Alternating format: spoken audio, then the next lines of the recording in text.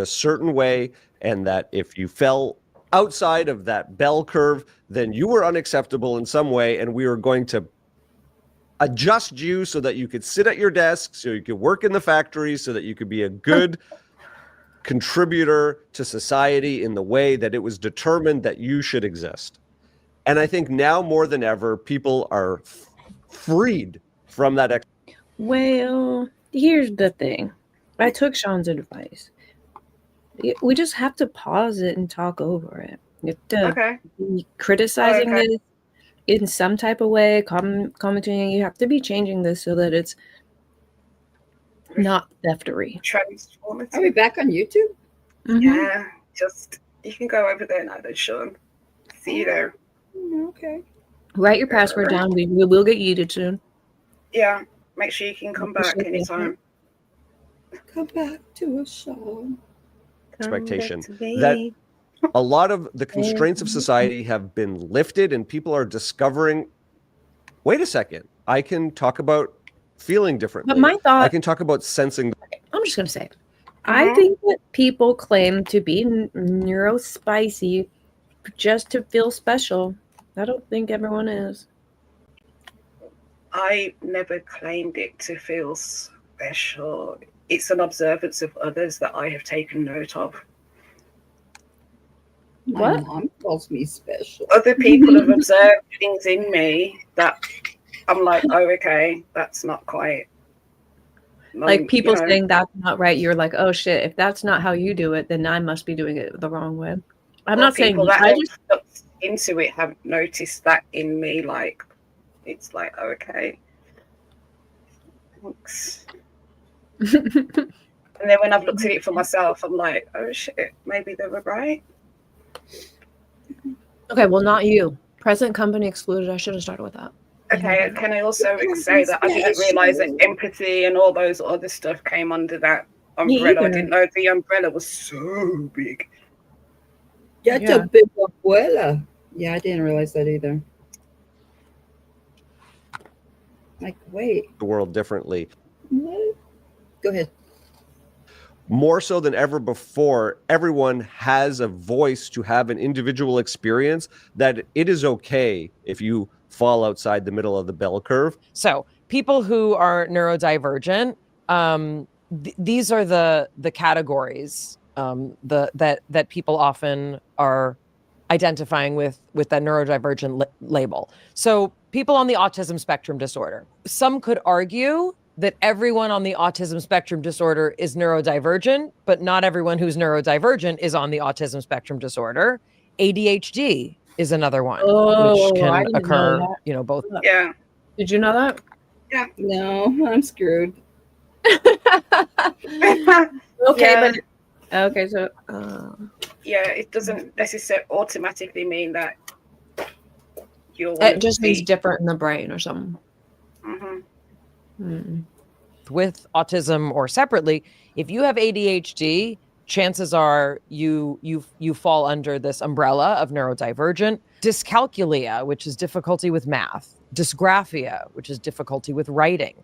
Dyslexia, challenges with reading. Dyspraxia, which is difficulty with coordination. If you have a sensory processing disorder, that is neurodivergence.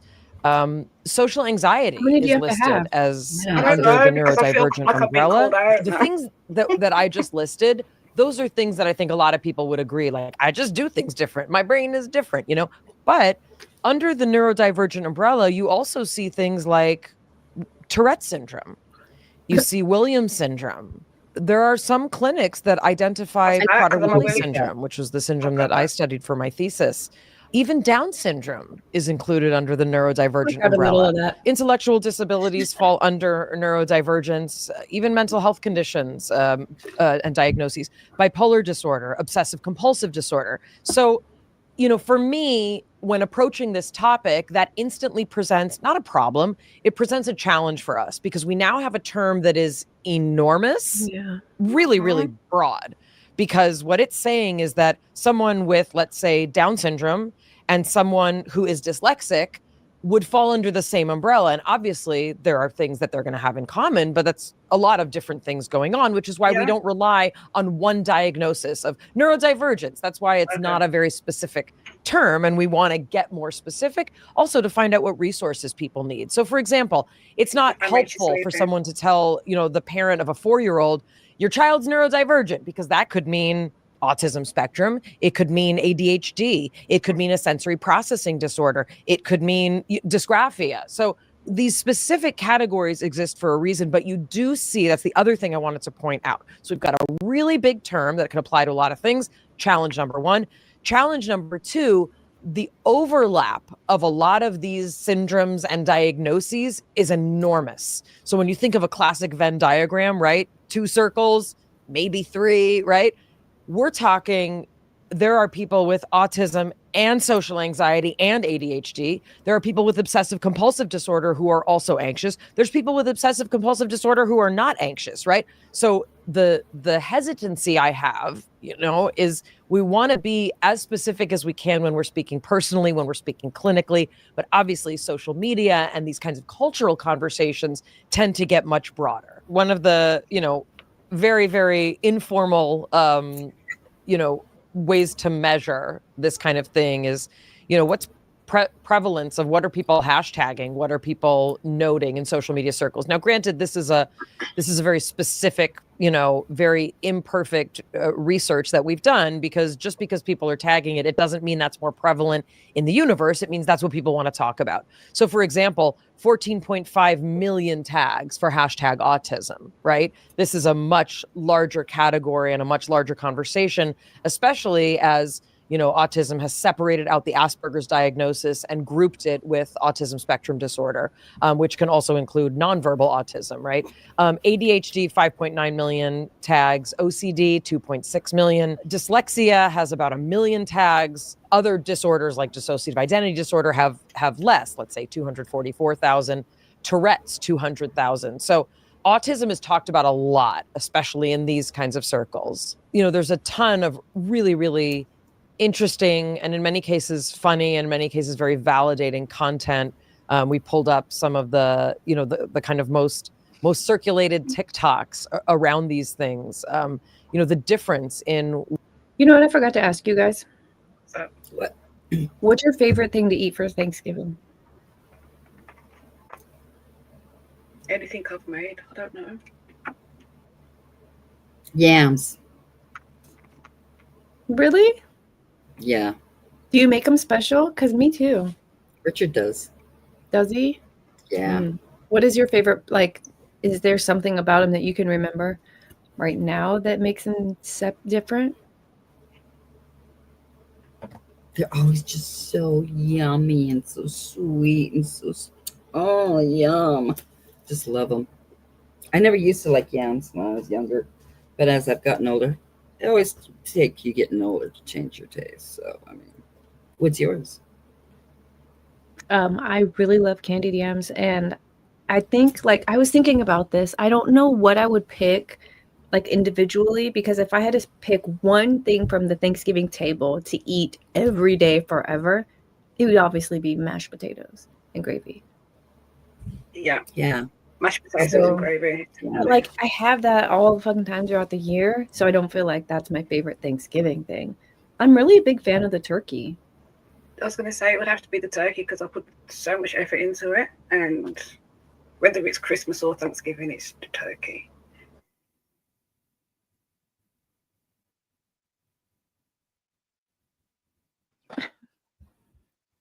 Okay. Just thought I was thinking about that for a second.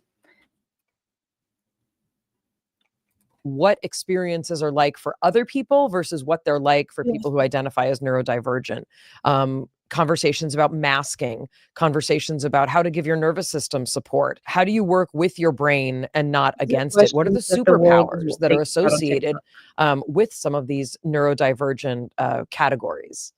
One of the TikToks that I really liked showed someone remarkably doing all the things that I do: buying plants, cleaning, organizing, rearranging furniture. Some of my favorite things to do with my brain. There's a running joke in our family that every time you go to Mayim's house, it looks like she may be moving out. There's a pile of things that she has reorganized, set on the curb, decided to donate, has gone through her children's childhood stuff and figured out that this is no longer needed. And you can definitely tell her benders, they're just deep levels of organization and cleaning. Mind Alex Breakdown is supported by Lello. Let's talk about something that we definitely don't talk about enough: self-powering aspects. Important thing, unfortunately, far less formulation, which is very important, or also a lack of communication about female pleasure and to quote, luxury design loved by celebs really during Black Friday in a I don't want her to tell me about any of that. Not better than ever levels, all encompassing it to keep in 2001 purchase and elevate. Most center in California found that 80% of nonstick pans contains Teflon, that's a PFAS, which can be released into your food, your home, your body, something we've talked about many times here. What? Isn't this also a commercial? Is this? Yeah, I think so. Oh, I wasn't listening. I just knew she changed her shirt. That's what she was talking about. I know. I was like, a single scratch oh, wait. on a non-stick original always hands cook more. Is taking unbeaten bills. Right now, no code needed. One of the things that I really appreciate about this notion of masking, I don't know if that's a term that people even knew to use, but if you are a neurodivergent person and you are living out in the world, there is so much that you need to feel you have to protect. I mean, like, that's just what it's like. And it's funny because there's so many things that I've hidden in my life because I didn't think it was okay. We've talked about how I used to sleep with a group of rubber fish connected by a rubber band. Like when I went to camp, like, tell me you're neurodivergent without telling me you're neurodivergent, I guess. Even the sleeping thing, like sleeping with your hands tucked under, that's just how I sleep all the time. Didn't know it was a symbol of neurodivergence. Apparently it is. What do they call them? Dinosaur hands, T-Rex hands. What? Always have to do that. Do you have that, Vicky? Write it down, T-Rex hands. Do you have to sleep like this? Shit. Sometimes I do it. Yeah, my hands doesn't matter if I'm on my T-Rex hands. There might be a pillow in between me and the hands, but my hands are like that. Yeah, same. And the other interesting things, again, this is my amateur research. There are so many quizzes online that try and help you figure out if you're neurodivergent. So this indicated to me, okay, people are looking for this. Many of them require that you pay. Where do you go? amiretarded.com? Should we try it? Okay. There's another indicator. People must really be looking for this if companies are looking to capitalize on people who are literally searching what I did. Am I neurodivergent? Free quiz. That's what I looked up.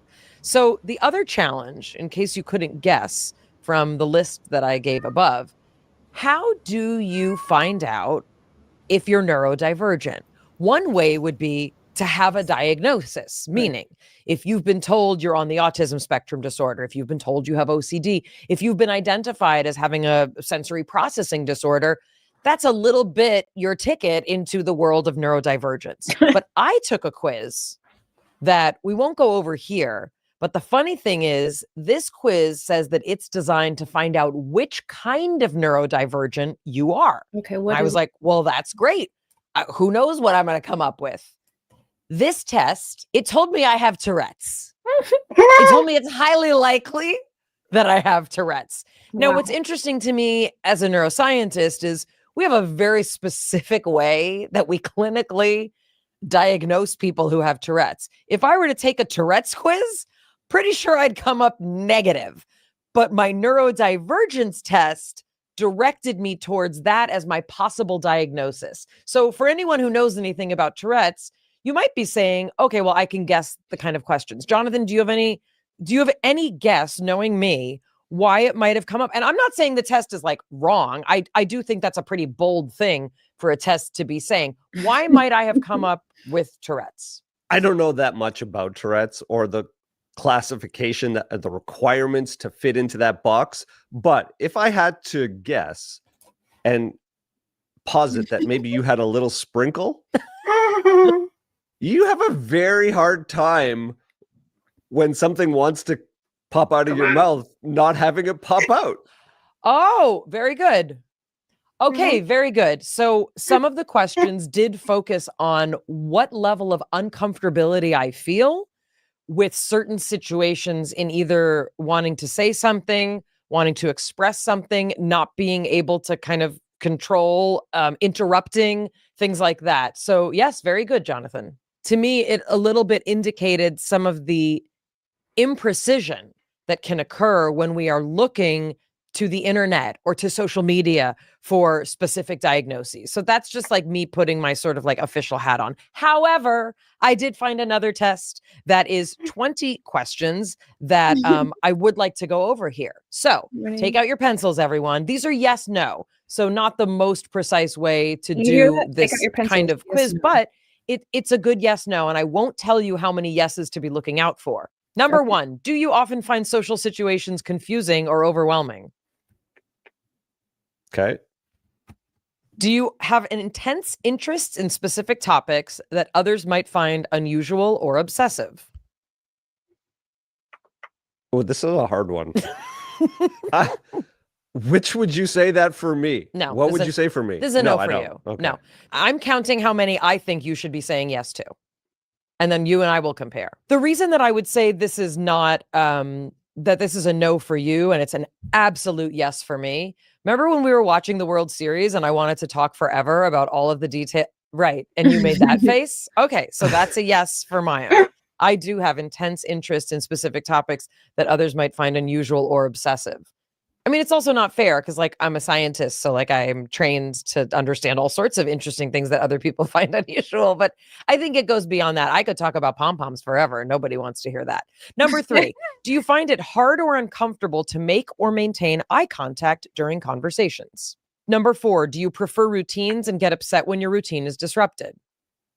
I mean, I've gotten upset 3 times because my routine was disrupted just in this podcast. Number 5, are you very sensitive to certain types of light, sounds, or textures? Number 6, do you often miss social cues or find it hard to interpret body language and facial expressions? Number 7, do you find it challenging to make friends or maintain friendships? Number 8, do you engage in repetitive behaviors or have specific rituals you feel compelled to perform? Interesting. Number 9, are you often told that you take things too literally or have difficulty understanding sarcasm? You are very literal. Number 10, do you find it difficult to manage or understand your own emotions? Number 11, do you often feel exhausted or anxious after social interactions? Number 12, do you find it difficult to focus on topics that are not of interest to you? Do you experience prolonged periods of intense focus on topics or activities that are of interest to you? Number 14, do you experience intense fascination with patterns, numbers, or categorizing information? That's a tough one. You don't have intense fascination. I mean, I'm just saying, I have never seen you intensely fascinated with patterns, numbers, or category. Like I will learn about the Dewey Decimal System with an intensity that is unmatched, or math. No, you're not. I mean, you have a fascination, but I wouldn't say intense. 15, do you find abrupt changes in plans or unexpected events particularly distressing? Nope. Number 16, have you always felt different from others or like you don't fit in? Do you have a strong sense of justice and fairness and become particularly upset when these are violated? Do you often speak at length about your interests without realizing that other people in the conversation are no longer interested? Whoops. 19, are transitions particularly challenging for you, like transitioning out of the shower? How'd they know? Or going between home and work? That's an interesting one. That's weird. And the last one, did it feel like you needed to work harder than your peers in school to get the same grades? Okay. Yeah, because my teacher. Em, did you get any no's? Let's just say I generally can make eye contact. Okay, what do you guys think about all of that? How do you feel about most of that? Mostly yeses, mostly nos? I got mostly yeses, but I got mostly yeses. There were a few questions in there where I was like, damn, there were a few yeses like clustered together, and most of mine were nos. Mm-hmm. I don't got what Number y'all got. 17, the whole justice thing. Yeah. That might have been one of the last ones where I was like, okay, that's the last yes that I had or something like that. I have 13 yeses, so So do I. 13 yeses. How many questions were there? 20. Jesus 13 Lord. yeses and 7 no's. If I got Well, the I maths missed a correct. question because I I've got didn't get the 9 maths and right, 10. did I got the maths. wait. I sure I counted them. Whatever. Yeah. Let's hear this. Because of my like actorness, but if I'm not sort of putting on, you know, the ability to make eye contact, I don't love it. Hold on. I don't No, miss City social missed cues. half of them. I really don't. I missed. You have a diagnosis though, so it's fine. You feel attacked, so do we. She said that your fast track to not having to fuck with any of the quizzes is to get your doctor on board. So Yeah. congratulations. You don't need an internet quiz to tell you have to rest. They are pretty broadly worded, and it's interesting how she's interpreting them versus how he's allowed to interpret them. Because when she extrapolates and like goes all Dewey Decimal, well, fuck, I don't care about any of that shit. I'm back to I don't care about shit that people like that doesn't interest me. But as far as numbers and patterns and recognizing them, would you have to be that to be? Do you know what I mean? I don't know. Having her decide that you have to be extreme to be any of these was me going, all right, well then it's a no for me, you dog. You know. You guys felt it all made sense to you, all the friends things, eye contact, all of it. Yeah, I don't have a problem with eye contact. I do. Sometimes I challenge people to look at me. Yeah. Sit for a bit, but it's just. Oh, look at me, look at me. I don't know. It's different. I think I've been doing that since I was little. Challenge to make people look in my Morning, eyes. Heidi. Oh, good morning, Heidi. Good morning, Heidi. Yeah, I violated the rules somehow. Yeah, put me back. Give me a warning. They didn't give me a warning, or like, I can't even see anything on the back end where they said don't do this again. But I yeeted it right away when they said that it was gone. So we're trying again. What do you mean? We're pilgrims. It's damn Thanksgiving tomorrow. We're gonna try not to starve through the winter. I'm a native. Oh, I'm a pirate. She drove the boat. They came and found me. I helped them out and shit. She helped us cook. That wasn't I am deer. over. You were a deer, so you were going to be our venison. Yeah, what the crap? I came as the meal. Oh, yeah? You did. Accidentally, but neither of you said anything. For some reason in my mind. We just me. Yeah, I'm talking about before the show when I said this is the only Thanksgiving thing that I have. Neither of you said like that's reindeer. I wasn't aware of that at the time. I don't know what made me think this was Thanksgiving-ish. I guess because it feels whimsical and like I don't know at all why I thought that. Attuned to social cues. I'm over attuned to body language and facial expressions. Yeah, I was going to say that was to an impediment. You know, I'll pick up all the social cues, but if I could see what's happening and how I'll figure it out. You know what I mean? If I can't see your face and hear your tone, I'm so fucking lost most of the time. I don't know what to feel about anything. I'm like, are you being precise with your language? Because if you are, then I think I feel this way about what you said. If you're not, and you just meant it like everybody says it, then I feel a different way. It's so hard for me to figure out what someone means without seeing and hearing them. Not even involved. Level. So those are all yeses. I don't find it difficult to understand sarcasm, but I know many people who do. Yeah. So the rest of them, that would be a yes. So how many? I'm at 18. I have. Let me just double check here. I have 4.5 yeses. No, 5.5 yeses. Well, that's fascinating because you have 11 yeses. I was being conservative, and you have 11 wow. yeses. Oh my! I only have 5.5. No, you myself. don't. Maybe 6. Maybe 11. What are you? Okay, what's the cutoff Okay, here? here we go. Here are the ones that I think. I think social situations are often confusing or overwhelming for you. Didn't get a yes for that. Okay, go ahead. You do find it uncomfortable to make eye contact. not in work situations, in social situations, I would say. You are sensitive to light, sounds, and textures. Yeah, that one I got yes for. I would say that it's challenging for you to make friends and maintain friendships. Not because there's anything wrong with you or you're not social or like people or are likable, but I think because of a lot of these other features, it can be hard for you.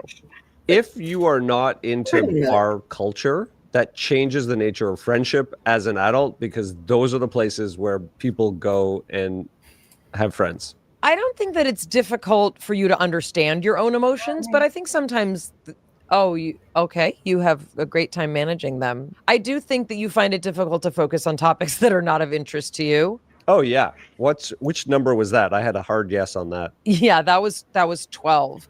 Oh yeah. 12 is a yes. 13 was a yes. I don't remember what 13 was. Prolonged periods of intense focus. Yeah. You felt different from others and like you don't fit in. Yeah. That's 16. Yeah. And then 20 I had a yes for. I had to work harder than my peers to try. Yeah, and I think we know specifically why some of that is. So how many yeses are you supposed to be, kind of concerned about? What this quiz recommends is that if you're answering yes to many of these and this is the big thing. If you answer yes to many of these and you notice trouble in work, in relationships, in life, it might be wise to talk to a specialist. If you have yeses to all of these things and you don't have any trouble in your work, your relationship, like you don't necessarily have a problem that needs to be fixed. You may be in a job that really suits all of the things about you.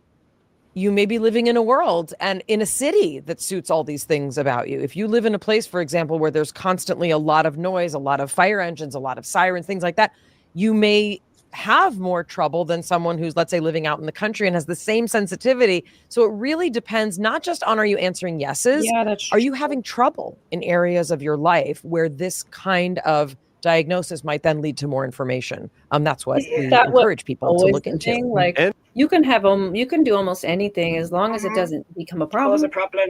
Right. Yeah. It has been in areas. Even if you're not having trouble, it may give a little bit of insight into what you may think was normal. So I know a lot of people who might not realize that there's some tension in social situations. They just thought that's what social situations are. They might not realize that how they function plays a role in that. So it can just help shed more light, bring more self-awareness. I want to go into a little bit about what's awesome about being neurodivergent and what are some of the amazing things that happen when we stop seeing ourselves as something to fix and seeing our brains as something to better understand. This notion of neurodivergence is a sort of cultural mirror that is held up to us that in many cases helps us understand why we sometimes seem to experience the world so intensely, right? For those of us who either have been told or have felt that we're too much, or that we feel too much, or that we're too sensitive, or for people who have been told you're experiencing things in a way that other people can't handle, this term can be very comforting because in many cases it's a superpower. It's a superpower to be able to feel deeply. It's a superpower to be able to experience things deeply. But for many people, especially those who might have dyslexia, dyspraxia, dysgraphia, it may not feel like a superpower in the moment. So part of this also, kind of move towards understanding the broader implications of neurodivergence is to open us up to understanding what some of these other things are. So a lot of people who are dyslexic, in the olden days, you were slapped with that label and it stayed with you forever. And now what I love about the conversation about neurodivergence is I might be dyslexic, but here's other ways that my brain works that other people's don't, who are not dyslexic. What's the opening that neurodivergence is giving me? Many people do have a special spiritual connection, a different way to look at the world that brings them an intense amount of joy and perspective. Those things also come along with... Gosh. Me and my son's toys are coming to school anyway. You can bring them home. Right. Just make sure you pick me up from school with them. That's cute. No. Dyscalculia is one people always forget. Right. I think I just learned about it. We do it every day. Well, I knew you got problem. I knew numbers was hard. I didn't know I had a nickname from the government. Dyscalculia. I wish you said that. That would have been great. What did I miss? What's funny? Excellent. I'm confused. Being neurodivergent. You know, Jonathan talks a lot about creativity. You know, linear thinking and clear thinking is very important. Rational thinking is very important, but also that's not what dreams are made of, right? Dreams are made of imagining what's not possible and thinking beyond what these four walls, you know, encourage us to operate in. Some of the greatest advancements in our culture and our society over the history of time have been made by people who think and see things that do not yet exist. They're able to imagine a future that has not yet been created and see the limits of today's society and find ways to push society forward. And doing that requires the ability to think differently. So the linear thinking that so many people are just born with or naturally do, when you're dyslexic, when you have a difference that doesn't allow you to fit in to the regular system, those gifts and abilities of being able to perceive differently, to imagine differently, to use different parts of your brain to get yourself where everyone else is going easily, they become more attuned and developed. And we see that over and over again.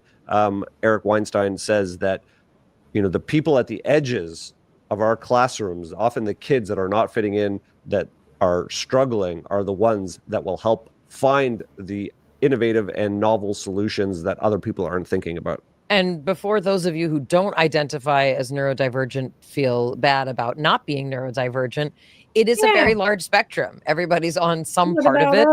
But speaking to that historical point, Jonathan, you know, there's a lot. I'm sure there's a space in there for you somewhere.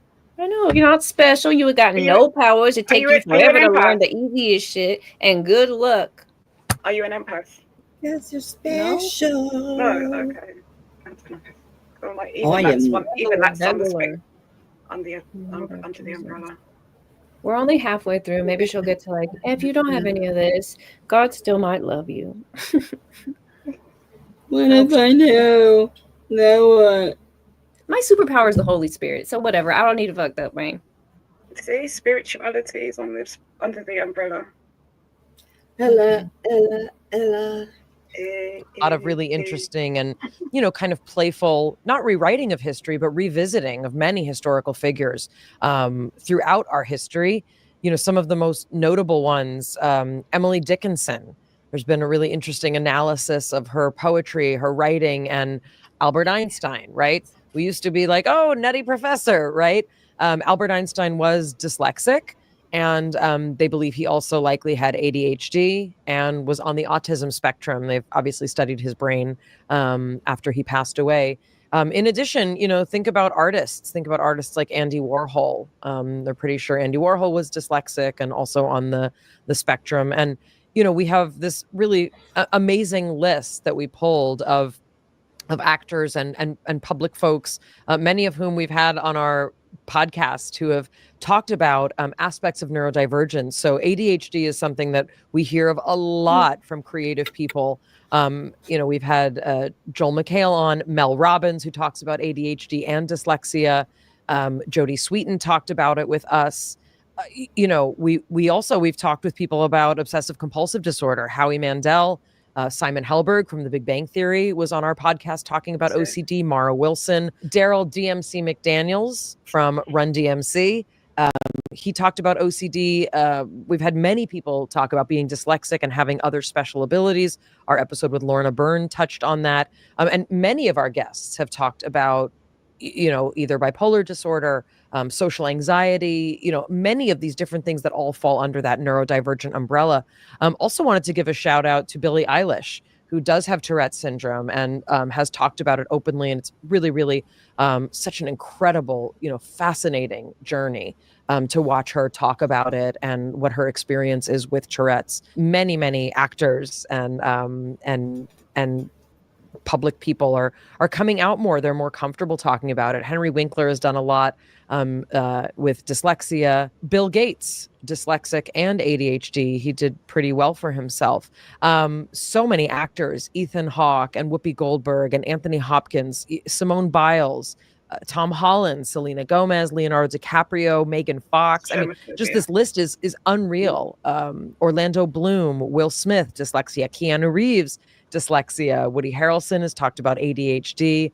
Rachel Bloom has talked about ADHD. Just so interesting how many people also feel comfortable to now talk about these things. I think because we're having this opening, that instead of it feeling like a punishment, instead of it feeling like a shaming, it's actually something about you that in many cases we can't change. Are there behavioral things that we can adjust around it to make our lives easier, to make other people understand us? Absolutely. But as Jonathan said, we don't want to not have this diversity of processing and of the human experience. It's what makes everything so colorful. That's absolutely true. It's really about understanding ourselves, understanding how we function, but not always changing it. So, for some people, ADD medication, ADHD medication is really helpful to help them be able to do the things they want to do. For me, when I tried it, it was not the right fit. I used it, I experimented with it. And then what I have found is that certain supplements can be really helpful, not all the time, but when I need to have a sharper level of zeroing in. Also, caffeine impacts me in certain ways, sleep, exercise. So in all of these, I would say that it's about understanding ourselves, not necessarily fixing but getting the support we need when we need it. This is a great point, Jonathan, and one that leads us into a little conversation I'd like to have about neurochemistry and the brain and what's going on in the neurodivergent brain. Mind Bialec's breakdown is supported by Incognito. Your personal data is everywhere online, and that makes you an easy to even which means search sites. Personal come your search prioritization 3 and 30 data removal service independent. Oh, sorry. Shoo-wee.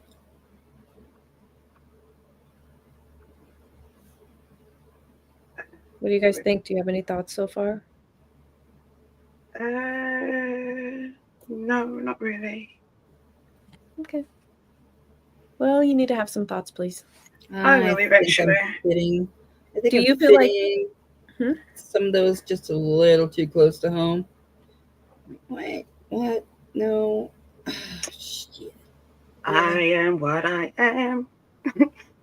But I think the point is when you know like what it is, it helps you sort of understand what's going on instead of being like, wait, that's not me. It's more like, oh, okay, that makes sense. Right. Like resist it doesn't make any sense. Mm-hmm. But do you guys get enough sleep, exercise, and vitamins? I get lots of vitamins. Oh my gosh. Okay. Yeah. Sleep. I sleep for a minimum of 6 hours. Okay. Exercise. That's sometimes 12 to 16. 16 hours of sleep. Mm-hmm. When do you have time to do that? On a weekend. Okay. Damn, that's a lot. I wouldn't be able to ever get out of that funk if I did 16 hours of sleep. I would just be Sometimes I just cannot. The chronic fatigue, you just cannot flipping move. Nurse says I don't sleep well during duck season. And I have to create the noises. So that's why I sleep with the TV on and stuff, because like if I can hear children playing outside, it's unpredictable. It's the tonal changes and everything. It literally has me shaking. I'm on edge. It's always been a thing for me. I'm just the noises. When I hear a bell ringing, it sets me off as well. There's just so much. Yeah. Pavlov's dog? Like when I've been in hospital and it's the end of visiting and they ring the bell and I'm like, you have to stop ringing that bell outside my room because I'm unable to function because of the noise. It shuts me off.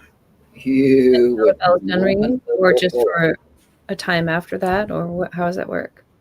It takes me it's just not a big thing, but it's a thing, if that makes sense. While I can hear the noise, I don't think anyone likes loud noise, loud abrupt noises. I know, but everyone else has been okay with it ringing outside wherever. But I have a very extreme reaction to the noise. I have a physical reaction to the noise. While the noise is happening was my question. Yeah. Okay. You would have hated to have been in a hospital for over a month. All the dings, all the noises. I used to spend a week in there every 6 months or so. Ugh, for a couple of years, so yeah. But it is what it is. All right. I think we're stopping enough through this, don't you think? I think. Oh, I muted her. Discussion came surrounding earlier conversations about autism, you know, from 10, 15, 20 years ago. Can you cure autism? Now, most people would say no, and I think they'd be probably right. But what are the features of some of the things that we see in neurodivergence? And are there ways for us to have more positive control over our behaviors, over our thoughts, over our actions? So I'll give a really basic example. You know, a lot of people used to feel very uncomfortable about conversations like this. If someone were to say, if a pediatrician were to say to, let's say, a family of a child that is on the autism spectrum, have you considered eliminating sugar? People might say, it's none of your business. What does that have to do with anything? And for most of, you know, the modern era, we've been told to say, what do you mean? Like, why should I think about additives? Why should I think about food dyes? That's crazy. That's for the hippies. Well, it turns out science has caught up with what a lot of parents had started noticing, that symptoms vary depending on how much sugar a child is eating. Symptoms vary in some families, they've noticed. Symptoms vary depending on the amount of preservatives and like artificial sweeteners and artificial colors that are in food. Does this affect everyone the same way? Of course not. Are those things making people autistic? Of course not. But what we're talking about is there's a chemistry going on in the brain, in the entire nervous system, throughout the body, and symptoms and flare-ups, right, are in many cases dependent on the environment of the cell. And what the environment of the cell is determined by is what's going in. It can even be impacted by what's going on emotionally. Anyone who falls under the neurodivergent spectrum, have you ever noticed feeling more dysregulated when you're stressed? Feeling more dysregulated when things in the environment don't feel good? Feeling more dysregulated or out of sorts when someone that you love is suffering or when someone's passed away? That doesn't mean that it's making you more autistic or making you more ADHD. What it means is that your brain and your chemistry is processing everything that's going on and sending out signals to the best of its ability. And we do know that there's a genetic basis, and that's, you know, part of the research of the last decades and decades. Is there one gene for autism? Of course not. Is there one gene for ADHD? No. But what we're learning is that there's so many components of metabolism. Metabolism doesn't just mean, you know, am I eating protein, am I eating carbs? It means how the body is processing everything that's coming in, right? Emotional metabolism, psychological metabolism. All of these things are factors in symptoms of ADHD, of autism spectrum diagnoses. And there are certain things you're not going to see different symptoms in Down syndrome. But even for things like bipolar disorder, OCD, those things can spike.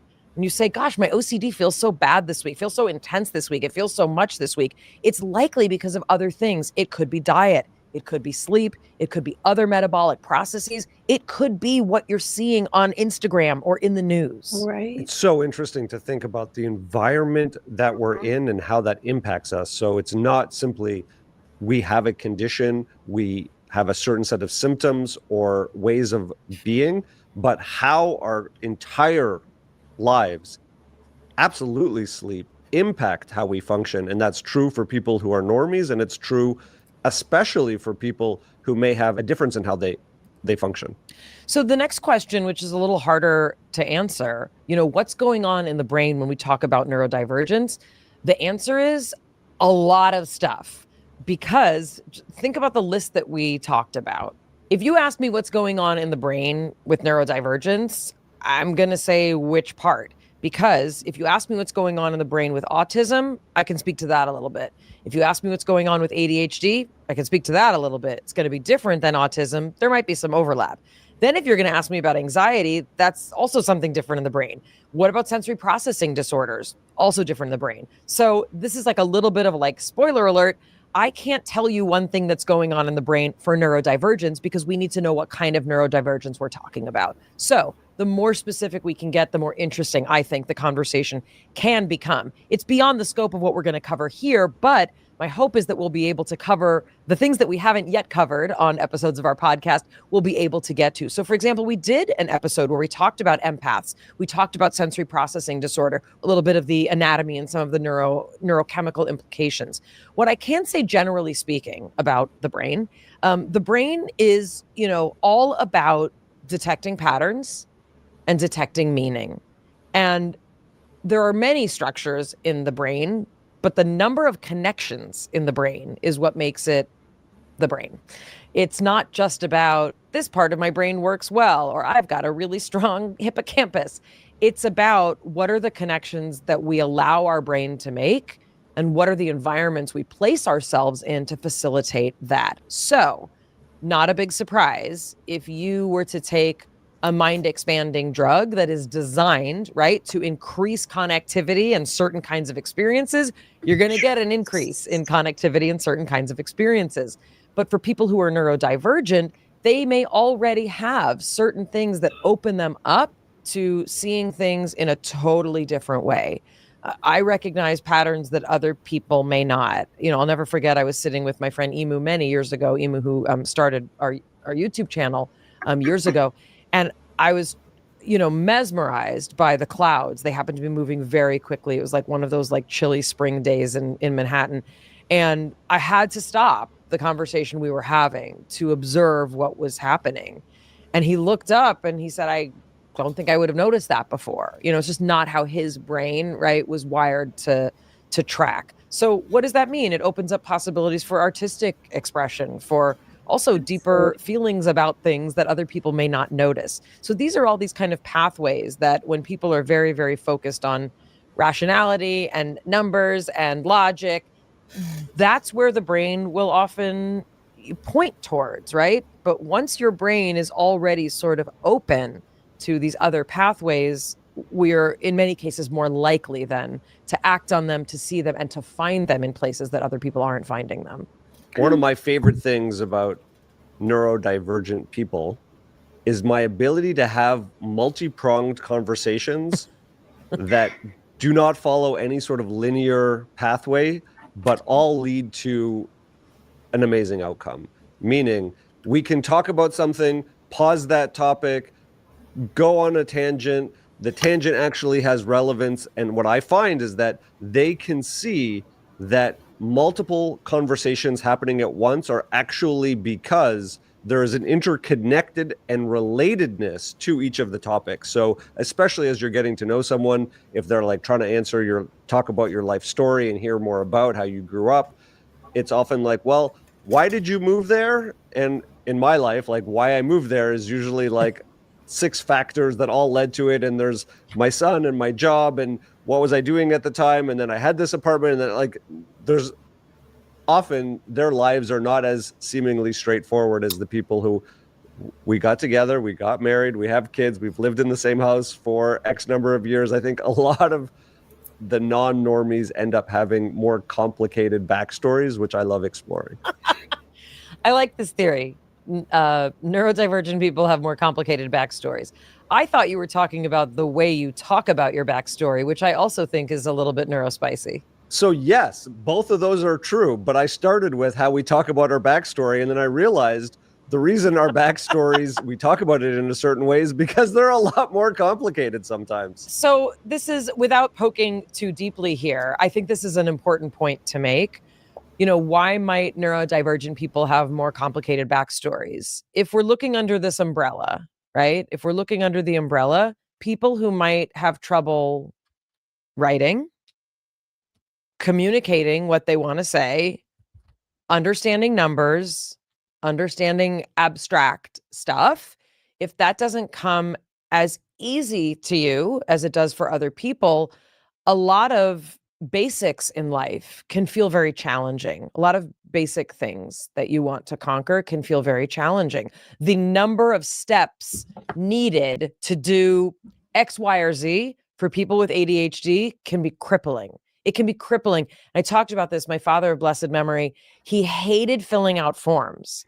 And I just thought he hated filling out forms. And he was like against the man and the establishment and like, I don't need these forms and the government, blah, blah, blah. Like, I don't, blah, blah. My dad had trouble following a form. It was hard for him. And I didn't realize probably till after he passed away, he was the son of an accountant and it was expected that he be perfect with numbers and precision. And why didn't he become an accountant like his father? And he's like, because I'm an artist, And so, but when I think about it, he was really good with certain aspects of numbers. He tried to major in math in college and then ended up Lady Out in Sky, it says that her degree is, she has a Bachelor of Science in Neuroscience. She got it in 2000. She also completed her PhD in neuroscience in 2007. So she's good job. An advanced degree. Nice. She's heavy in the neuroscience. That's awesome. This is her wheelhouse. All the way till now, and she's like, "Am I neurospicy?" There were signs. You look cute in that, Vicky. Oh, thank you. Switching majors to English. With the I think that there were things that he didn't have support for, but there was a certain way of thinking that he could not do, but it became his identity. I don't do that. But now I'm looking back and I'm thinking, gosh, what other things in his life were hard? What else was hard for him? And I think about the people that I know, and many of them do have complicated stories. Well, I couldn't figure this out. I couldn't get there, and I lost the thing. And yes, it is hard to be neurospicy. One very common term with people who experience neurodivergence is the concept of masking, where they have to pretend that they either are a certain way, understand things that they don't, or present to the world in a way that the normies accept them as one of their own. And actually, for me, the most powerful experience I had was going to a school. You had to actually be some form of neurodivergent in order to go to the school. And it was the very first time that I didn't have to pretend. I didn't have to pretend I knew things that I didn't. I didn't have to pretend that I understood the assignment that was given in class. I could say, wait a second, I'm not sure when this is due or what's expected of me. And the level of relief that happened was so unbelievably powerful. It was a weight I didn't even realize I was carrying. And I think that's really what happens when people start to realize that they have these differences and start to connect with other people who have these differences, is that you can finally be yourself. Well, and another thing that happens, and it creates a lot of tension. If you're a person who doesn't like when other people are chewing, that's misophonia, which I know is a Valerie thing. I think we can share that because she's shared it before. Masking means acting like you're fine when someone is chewing really loudly in your face. Like, that's masking. That's a thing you have to do. Another example that was given in one of these TikToks was creating symmetry around touch. I have to find very clever ways to complete symmetry that I need with touch. I also eat things in groups of threes. Now, a lot of these things are definitely, we're in the OCD land right now, comfortably resting there, almost like in a lounger in the pool in the OCD land. But one of those notions is like, my kids will tease me because they'd give me like 2 crackers and I'd be like, I need one more. And they'd be like, what if we don't give you one more? Like the lengths that I go to. And I even do it when I'm alone. Like, it has to be in threes, and I have to find ways to have symmetry around eating and around touch. We have spent almost 6 years together, and I have not known that you're eating in threes. So you are masking so hard that I didn't even realize that. Every time I'm taking your child's French fries right over your plate. Every time, yeah, it's 3. I think that pattern recognition has a lot to do with how many neurodivergent people feel like they sense energy, where something shifts in the room or someone says something and you're like, there's more there. What could it be?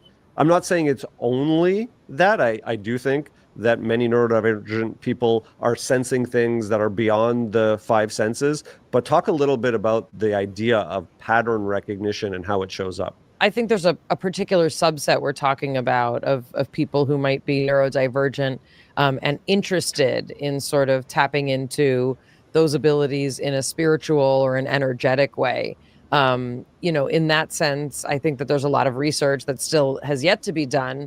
But I do think that in a lot of the conversations we've had, on this podcast about people who are more likely to be able to drop into, right, certain meditative states, certain, focus states, which, according to Suzanne Giesemann, you can teach yourself. Like, you don't have to naturally be that kind of person. But for people who are neurodivergent and might lean towards that kind of thing, yeah, I think that we might just say like, oh, that person's a really good reader of people. Or historically, that person would have been like the town matchmaker, right? Like, what is it like to be tuned into things that other people don't see? Patterns in behavior, patterns in consistency, even patterns in language that other people don't pick up on. I'm a very, very particular person. I do notice things other people don't notice. I can almost always tell when someone's had a haircut, even if they have very short hair. Like, and people are always like, how did you notice? My own husband didn't notice, and it's like, I'm very observant, like that's part of this spectrum for me. This notion of pushing through and how much masking we do. And, I think about, I think about how many of us, when we were kids and we would complain to our parents or teachers, like, something's not right. Like, and we were just told everybody feels that way. You're fine. And that actually really gets my goat. When I express like a challenge and the other person so disproportionately tries to make me feel better by like making it universal. And it's like, no. And that's literally the 3 words: you don't understand. When you experience some of these things, when it's like, I have a pile of paperwork on my desk and Mime says to me, let's go through that paperwork. Let's get these forms filled out. It's not about motivating myself more. Like, I really have to get all my skills, abilities, my energy in the right spot. I have to like mentally game for it. Like, going through that level of paperwork is so much harder than doing something that's creative that I could spend hours on. Right. But that doesn't pay the bills. It does, actually. No, it doesn't. What I mean is if you have a stack of bills to be paid, literally, right? And of course it's not as fun or engaging and it's very hard to get motivated. We had to go to a party. We got to go to a party and it was kind of a work party. But when I stepped foot into the place where I could see the people on the patio at this party, my foot would not hit the ground. Like, when you take a step, my foot stopped midair. It was like, we cannot go one further. And I just want to paint the scene for people. What was I looking at that was so horrific? Maybe 10 people sitting outside on a beautiful patio, all nibbling on some tacos, and then like another 8 people sitting together, just like each, and there wasn't like communal conversation. Like, everyone was in a little pocket having a conversation. And it looked like Mime was about to step onto a stage with 100,000 people with no speech prepared. You were shaking. You looked at me like I was torturing you. And you turned to me and you said, "We have to." No, this is like, I don't even know that you formed sentences. Okay, Valerie, what did you get on your quiz? I got 12. Oh, look at this. Look who thinks she's a big deal over here. 12. All right. Well, you may not understand what I'm about to say because you only got 12. Those of us who are at like the 17 and above set, Valerie, if you were looking out at what Jonathan described, because I know that this is a place where you and I line up, what about that sounds like it might be a problem? It's they already are in their little There we bubble go. talking about their things. Okay, yes. I don't know if I can cut in. And then they stop mid-sentence and look at you like, what are you going to add to this conversation? Why so are we've you got here? huge social fear. But for me, literally, when Jonathan said the sentence, what were we looking at? 10 to 15, too many people already. It's already too many people. You said they're lounging. They are in a level of comfort that I am not in. It's a beautiful patio. I don't have a beautiful patio like this. What am I doing here? Eating tacos. I got to eat in front of people. What if I like choke, drool, wipe my hand on the back of my like face, like the way that I eat? What if my mouth is open? That also, everybody was in their own thing. Exactly what Valerie said. So everything you said that sounded lovely was like molten lava. Bubbling. It's like Mordor. I'm looking at Mordor, the Eye of Sauron. Like it's like terrible. There was also a fantastic food spread, which I think also disturbed you. Well, the veggie tacos were mostly potato. And so like that's just a potato taco. But no, eating in front of people, the whole bit. And, oh, are you vegan? I don't want to talk about it. I don't want to talk about it. It actually turned out to be very nice. But I felt like I was like holding my best smile. It was very lovely people, I will say. Let's talk about the strategy that you used to go from that initial experience to settling in, picking a spot, and having quite a lovely time that you seem to settle in on. So in the past, it would have been alcohol. Like I think for a lot of But it wasn't. people, it was not. There was no alcohol. I was looking for like, you know, when I saw potato chips, I was like, that's my friend. That potato chip is going to make everything better, which is not a great coping mechanism. I was going to like treat myself to like a lemonade or like a fun drink, but that would have involved saying hello to more people in the drink area. So I avoided that. What did I do? I stayed close to you. I made clear that it was important that you not leave me and go socialize with people because I didn't want to be left alone. No, I don't like socializing by myself. No, but sometimes you know people, you know, so like you could have gone places. But what did I do? Yeah, I tried to like focus. Are we sure they're not married to each other? I don't think they're married to each other. I don't think so. She's married and got kids with some other guy. Okay. But on breath, not crying, sitting. Did you tell yourself that this is going to be okay? Did you have a narrative, a CBT reframe? I had the memory that I have my own car if I need to leave, meaning it was important for me to know that there was a potential way out. Wow. Richard's like that. Yeah, and I also didn't force myself to do things I didn't want to do. I couldn't push myself. We like to play cornhole. There was a cornhole set, but I wasn't prepared to like leave my couch and that position that we found. I did find people that, you know, I did know a couple people, so at least that was like a little bit of a touch point. And then something really funny happened, which is kind of an aside, which we'll talk about. Sean said they're just explaining how everyone feels around strangers at some boring party. I don't know what's true. I'm not sure how to know. Is everyone any social setting, any social situation? This is how I feel. If I'm not with my sister, I'm not going. I need a emotional support person. And she'll go without you, or does she need you as well? She kind of needs me as well. We've got the same issues. I don't know if it's an everybody thing because my daughter doesn't do that. I'm like your daughter. So you're fine going out like by yourself, Vicky, to a bar just to show up and see how the night's gonna shake out. Yeah, when I was younger, definitely not so much now, but when I was younger, yeah. Okay. I was very social butterfly. Very social. So if you had to go to like a Christmas party, you had no nerves about a Christmas party or a bunch of strangers. Like, I don't know. Yeah, it depends on what it is. Yeah, they're dropping shit. So a family gathering and there are people I don't know, but there's still some of them that I do know and I get to know the rest of them. That's one thing. Going to like a rave or a festival, it's like, you're a total stranger, but you're my neighbor. So now we're like sisters. Woo! Okay. Total strangers. Are now, if I was supposed to go to something like a dinner or something professional, now that's a little bit more nerve-wracking. I would do it, but I would stay probably to the back and just kind of keep to myself until I like sat down at a table and introduced myself to some people.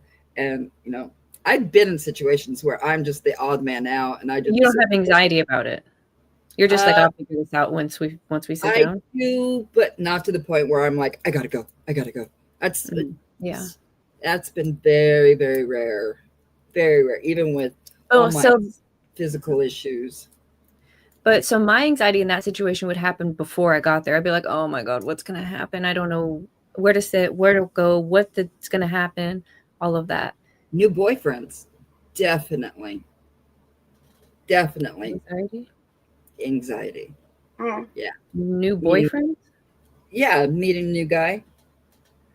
Family functions, I'm the same. It doesn't matter. I've known these people my whole life, and I get anxiety going to a family function. I've got to go out on Friday. I've got anxiety for that. Oh, I don't mind family. The family stuff. If I was there, I'd go with you. My sister's going. I mean, it's not like I'm going on my own. See, your sister's very outgoing. So is your daughter. My sister likes to go out with us, if that makes sense. It's always it's usually a thing where she's not going on her own. Even if she's not going with us, she's going with somebody else that she's familiar with. True. Is so she the same way? She's not so much. No, she can, but she goes out with like people from work and stuff. Her sisters. She's got a bigger social circle, but they're not necessarily strangers. My oldest child has serious anxiety issues with social settings. It's awful. She's got a therapist for it. Oh, that sucks. Well, at least she has help for it. She's got some serious tisms going, and I'm like, where did you get that from? It turns out everyone has it. In some form or another, yeah, I guess we do. Yeah. Relatively anonymously, an energy practitioner that I have sought counsel for happened to be at this party and I didn't know. And I don't like seeing therapists outside of the place of where they do work. And so fortunately, we were towards the end of us being there, but there was no way I wanted to be socializing with this person who like knows a lot of deep, dark things and has like hovered hands over me. So that was also, it was pleasant, but like when I used to go to therapy, like if I saw her heading to the bathroom, I'd be like, I no longer have to urinate. I will never urinate again because I will not walk into the bathroom if she's walking into the bathroom. Look, what I'm hearing is that you had an experience, you had a strategy, you had mechanisms to help you through it, and also you know your boundaries. That is true. Mayim, talk a little bit about the idea of how neurodivergence may connect to empaths or people who are highly sensitive people. I think as we've talked about, kind of which pathways are more emphasized in different brains, I think that for people who are neurodivergent, I think we're talking about brains that, maybe paying less attention to things that, let's say, normies would pay attention to. And that means that they are, technically opening up pathways that make them more available to tune into other things.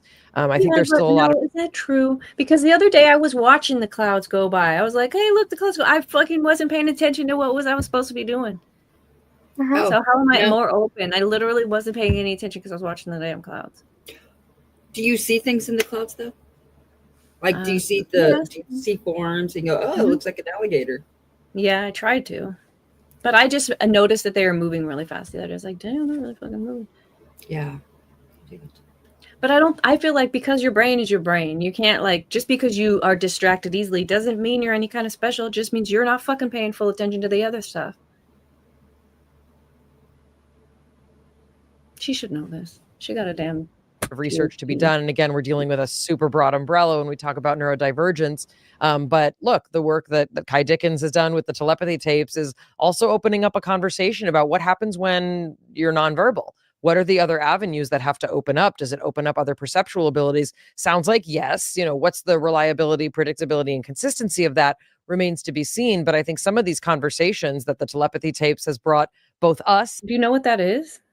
The telepathy tapes. Yeah. No, we can look into that. And the larger community is kind of saying, yeah, what do we know about how the brain wants to process, especially when there are supposed deficits in other areas? It's really interesting. And the highly sensitive, especially to clothing and especially to environment and to sound, is an interesting correlation that we're seeing in people who have these differences.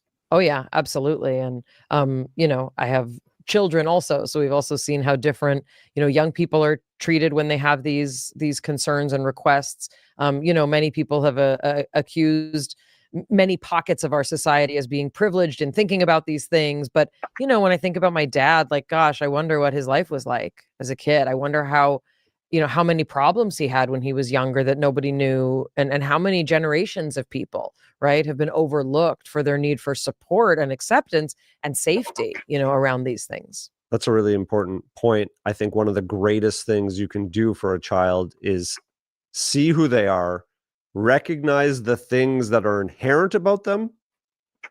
Obviously, we're not saying that no child should develop skills that they don't have, but see what's inherent, see what they need, and try and help support them with the largest amount of acceptance. So if they're never going to be the student who is the most normie, who is the best at reciting information versus thinking creatively, thinking outside the box, try to identify who that child is and give them the support they need. I want to talk about just briefly. So it seems like the telepathy tapes is podcast. Okay. Explores the origins of consciousness and the unexplained abilities of ESP through science, blah, blah, blah. Look at this. Near-death experiences and the continuum of consciousness. This one looks cool. The consciousness of creativity. Are ideas alive and do they choose us? I think they're out there and they just hit people. And it depends on whether or not you have the ability to bring that thing into fruition, to materialize, to cause that idea to be materialized. Because I've had an idea that I haven't done anything with, but I've seen someone else materialize that idea. So, yeah. Me? That's why I think that. Sorry. No, are you talking about me? Or Your could it coat? also The coat. anything really, but also could it be that I don't know, so that sometimes even though it's new, because you've had the idea, it's now not foreign to you, it's now not a completely new concept, it's I don't know, where you meant to kind of be aware of this thing, even though you didn't do anything with it, you kind of understand it. It's kind of an inspiration. Mm-hmm. But I need to find creatives that have the ability to materialize like Vicky, because then the creative minds together and watching your ideas becomes the thing. I like writing for that purpose, because it's an idea that you've had that you can share. And we have such a cool idea for the next project. Our next project, yeah. Oh, dope. At this website, so they have their podcast and then they have their sources here.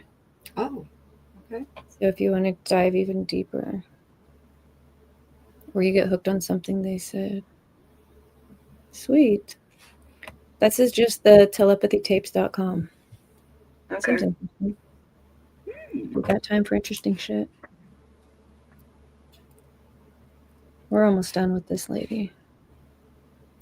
Touch on some of the challenges of, we talked about before, what's the difference between validation and, over pathologizing our human existence? There was a recent study that we were looking at social media as an incubator of personality and behavioral psychopathology, symptom and disorder authenticity, or psychosomatic social contagion. So the notion being, and this is a quote, the more diluted identities become, the easier they are to co-opt and commodify. Keeping users engaged in the short-form visual world of TikTok and Instagram requires creators to flatten their identity. Context is removed, symptoms are generalized or even fabricated to the point where they apply to anyone, which is a tempting invite for the growing majority of people struggling to keep up with capitalism's rising demands. So in many cases, the challenges that one might feel. Madcore is in the Madcore. house. Good morning. Good morning. 4 a.m. Wow. I know I've never listened to Radio Lab. Is that on YouTube or is that on some other place? Tell me. Is it this? Yes. Okay. We could be doing some of that. Yeah, this does seem interesting. There's a couple of those on Friday. And then I get ready to, oh gosh. I'm going to have an afro on Friday. Are we glowing? Wait, what are we doing on Friday? What do you mean? Oh, because you're going out of town? Yeah, I have to go. I thought it was Saturday, so I hadn't said anything. But it turns out that I've got all my dates wrong, so it's fine. And then I'm like, why can't people do things on a Saturday anymore? Everything's on a fucking Friday. So now that I have a life, something to do on a Friday, it's like interrupting my Fridays.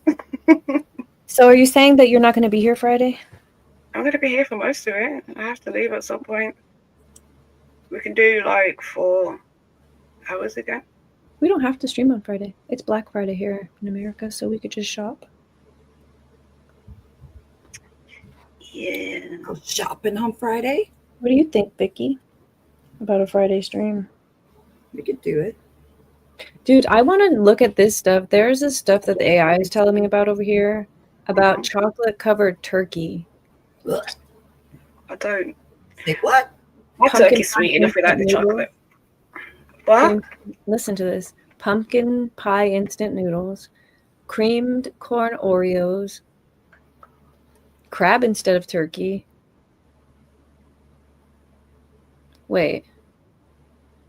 Have you ever heard of a 3-day feast? Creamed corn? It's a 3-day feast. Early Thanksgivings were not just one meal, but multi-day feasts, sometimes including fasting before the celebration. I suppose it makes more sense than going to everybody's house on one day trying to eat everything you can. Right? Just, yeah, fast beforehand, make sure you've got room, and then go and eat. Take your time, eat Wednesday, Thursday, Friday. Do you know what I mean? Take a break for Saturday, and then you're back to your Sunday dinner. Just so makes the most sense. That's the way. Yeah. How about, have you ever heard of turkey bowling? Oh. Yes. Where you have? Yes. Bowling with your grocery frozen store? turkeys. No. It says frozen turkeys are slid down grocery store aisles to knock over pins or soda bottles. Yeah. I have to try that. No, they have to. The store has to set that up, or don't do it. Yeah, I might have to try it. I didn't say I was just try it. Get a couple of the people that work in the store involved. Let's see what see what we can do. Talk to the manager. He might charge a price for people to have a go. It's a whole thing. Darth, we know you can do it. And this one says costume parades. In certain regions, people dress up in costumes and ask for candy, almost like a second Halloween. What? Audacity, these little bastard children. Get yourself inside and help with the dinner. Already. Wait, you're dressed up already. Hey, I kind of look like a Waldo. You look like damn. Where's Waldo? Where is Vicky? I don't know. Where? So instead of a presidential pardon, we could just adopt a turkey. Find your friend with a German. Yeah. Listen, if you know anybody who has turkeys, you should rescue them. It might be too late for some of them. Just get over there soon. What, turkey rescue? What? Yeah, because they're about to murder turkeys before dinner tomorrow.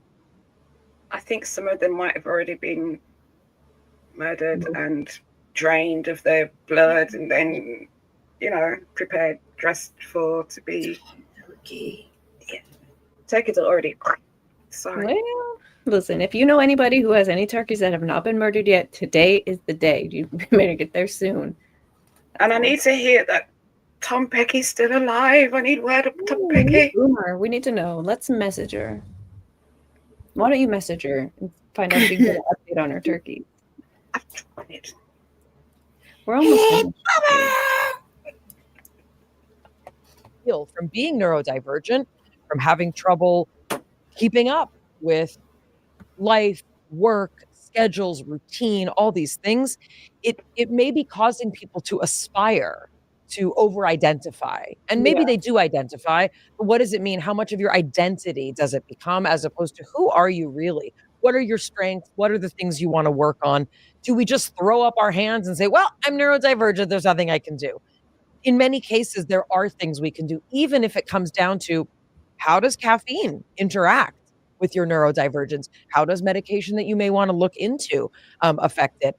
The other thing I wanted to mention is what this finding in the Journal of Comprehensive Psychiatry found is that teenagers' exposure to these things, so young people's exposure during certain phases of personality development, raises the likelihood that they will develop symptoms of disorders that they're seeing online. So there's a window. There is a window when we literally can statistically sort of track the likelihood of symptoms emerging from disorders that are being introduced to them. I wasn't even listening. I was thinking about turkeys and chickens and shit. Heavily distracted. What? I You do probably saying that agree. we can become neurodivergent by being online. Yeah, I think that's what's happening, actually. People are like, wait a minute, I got an excuse? I could just say, I'm bad at numbers or I can't fucking read. I'm neurospiced, don't make fun of me.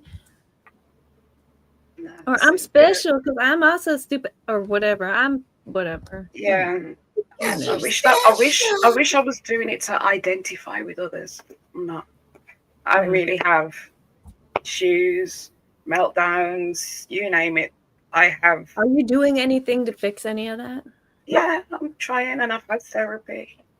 Okay. Because I think that's when maybe you know that, like, if some people are just want to claim it and they don't, like, for an excuse for their bullshit.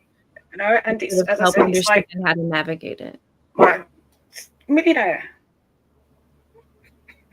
Thank you. My children, like my son said, he sees me do things and I do it in such his words, autistic way. And I'm like, I don't understand what you mean. And he sees me do things around the house. He's like, Mom, I don't know how you've managed to raise 2 children. You're just not. I'm like, but this is the only way I know how to be. And this is the only mother you've got. And then at the same time, I'm still not as bad as I know other people in my family are. So.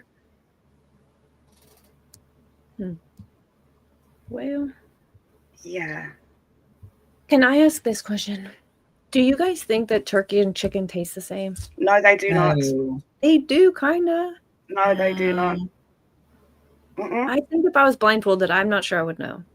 Oh, I would. That's a good game.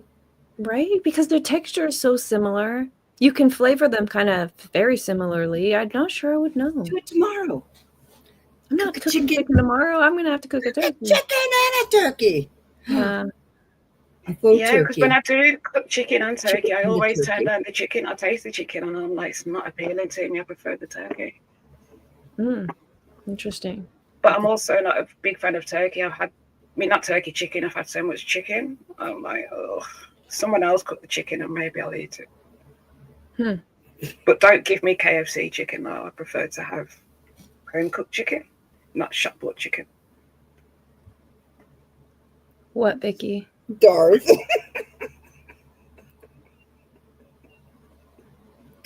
Love. No. Immersion therapy by live streaming. Yeah. That does feel like how I've worked on some of my anxiety. Yeah, and it's just doing it. It's a lot. That's what you don't understand what I go through. Ooh. It's I the would- It's not the lights. Oh, well, that's good. What? Lights don't set you off. I don't know. I mean, making me hot and nervous, and it's not the lights doing that to me. That's just.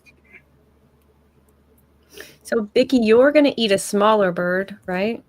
Yeah, Does it taste like chicken and also taste like turkey? I don't think so. Oh. So Way you more could tell the flavor. difference if you put the 3. You're having Cornish game hen? Mhm.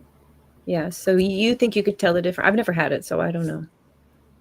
You've never had Cornish game hen? Mm-mm. Mm. It's No. just slightly different. Not too much. Is it white meat? Is it both of them? Both of them. It's both. It's more gamey, so it's going to be less. It's going to be more on the dark side. Oh. Yeah. Okay. Oh, I was cheap. just- You can always take the Cornish game hen, put it in the turkey, then take the chicken and put it in, or into the chicken, and then take the chicken and put it into the turkey.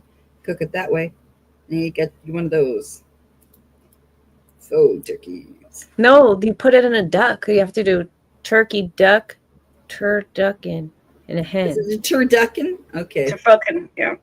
Turducken. If you're using. How to use a duck?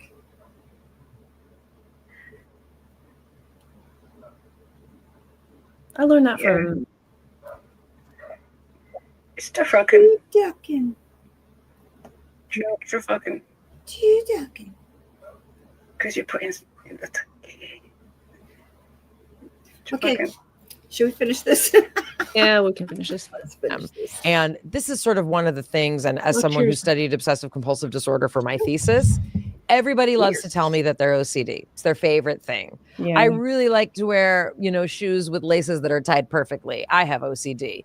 And you used to always give me a hard time. You were like, Mayim, you're that lady. You're that scientist that's like, please use the right term. But I was ahead of my time because this is exactly what the kind of fear is, this over-diagnosis or over-pathologizing. Sometimes people are just neat. Sometimes people are meticulous. Sometimes people are fastidious.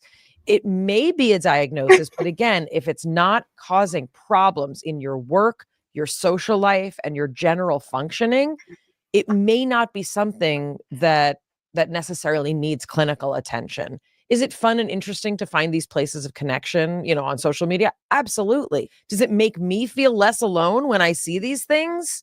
Absolutely. Like the dude vacuuming, it made me feel fantastic. The other thing that people may notice is that they like to have little special objects, things that they carry around. If you're only listening, Mayim has a pointer that she's brought out, and is that actually a new pointer? No, this is my pointer, but this is my pom-pom. Valerie's got her little alien. I mean, I've got a variety of Wait, things. what? The wishbone. Why is it called the golden one? Oh, I gotta Google it. is it? If this is some fucking nasty sex stuff, you're out of here, Madcore.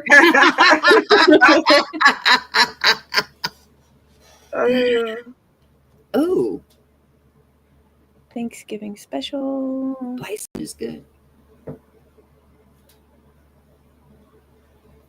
I had elk when I was over in Montana. It was good. It's gonna bring some home. But I didn't I have a golden wishbone. It's not Oh, really golden. What? The fact that you have a wishbone? Ooh, synchronicity. I mean, I was looking at pictures right here. I was like, oh, I have one of those. Oh, it's right here. Okay, that's all I found about the golden wishbone. So yeah. Right. Very random.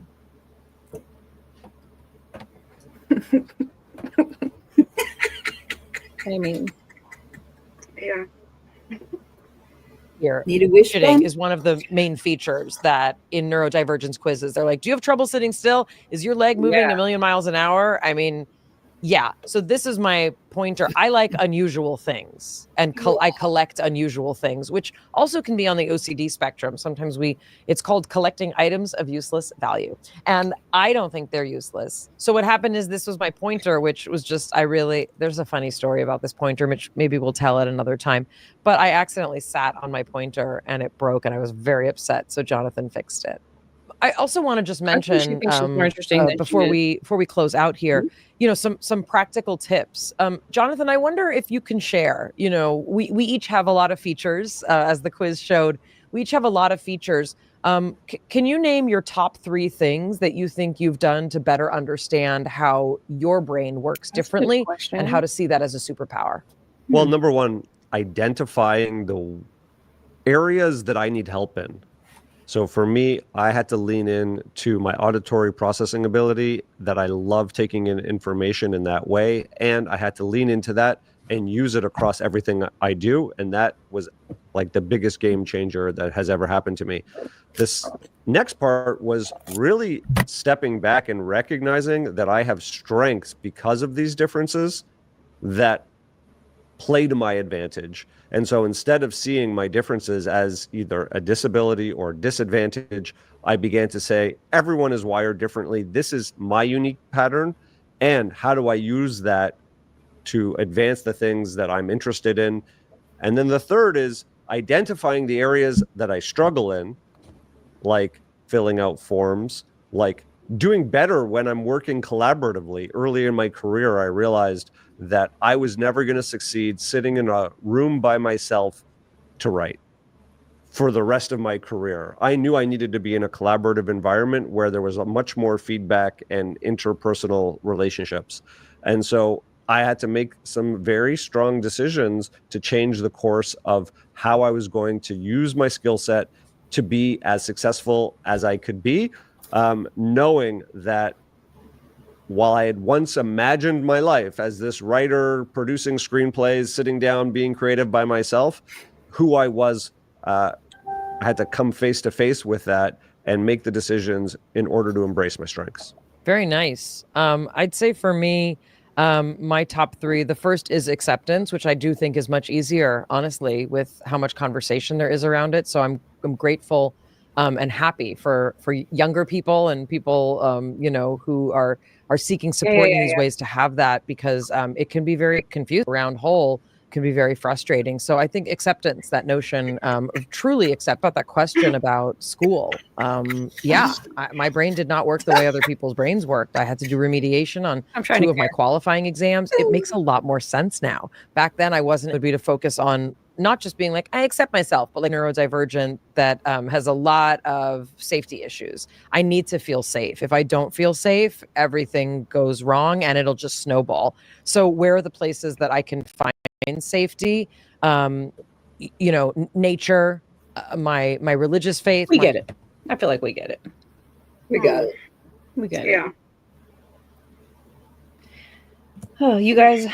So, these spiders I bought for my face? Yeah. Yeah. Okay. They're not rings. They're just these this one I melted on accident because I was fucking trying to, I was trying to make it so that they were standing up. So when I glued them to my face, they were like more standing up. Yeah. So I melted this son of a bitch. But on the bottom, they have like this. Can you see? It's just like a little spike that's like the bottom of him. Yeah. So you could stick it into a ring base. Yeah, is that what it's for? I don't know, but I had picked up all the mess in here and got rid of all the spiders. And then the other day I was sitting there and I was looking through the pantry and I was like, And I stand up and I'm walking over to the oven and I could tell I stepped on something. Like when you step on a sticker or something. Yeah, you know how this is going. I was like, what the fuck have I stepped on? So I changed my stupid shoe. What shoe do I have on? It's not this one, but it might as well have been this one. I can't do it good enough. I should stick it in. Dude, I'm sitting there all innocently. And I look at the bottom of my shoe, expecting to see a sticker or a stick or some kind of something, maybe piece of gum. It has been a while since I stepped on gum, but whatever. It's some kind of rock. and I flip my shoe over, and it's this spider just staring at me all flat. Just yeah, she showed me, and I freaked out in turn. Mm-hmm. Oh my god, it was so awful because one of these damn spiders made it through Halloween, almost all the way to damn Thanksgiving. Vicky, when we were talking about candied yams, I wanted to ask you if he puts Red Hots in them. Does he? No. Did he have Red Hots? Oh my god, they set it off. Really? Yeah, dude. And they give it color. How much do you put in there? I don't know the answer to that. I would have to talk to my sister. So I'm going to ask the internet, and then maybe I'll just end up guessing. Okay. Is it a lot? No. I'm assuming they melt. Yeah, they melt. Red You're just going to get Hots, like the, yeah. Oh, I'll put it on my list. Yeah, do it. Mm-hmm. Just, if nothing else, just put a couple in the corner, just to try it out. Okay. Make sure you like it. It's so good, though. Okay, Mas. What else should we do, girls? Do you know what else is on my list? What? Freaking squirt gun. So I can squirt that cat. That's pretty funny. Such a brat. Do you guys want to see my weenie? Yes. It's little. It's so cute. So cute. That's it's Does it work? Cute. Yeah, it works. This is from Paul, actually. He sent it to me. Oh, just like And Malloy's. from Mr. Malloy. Yeah. My memory of. So that's Very sweet of Paul. Yeah.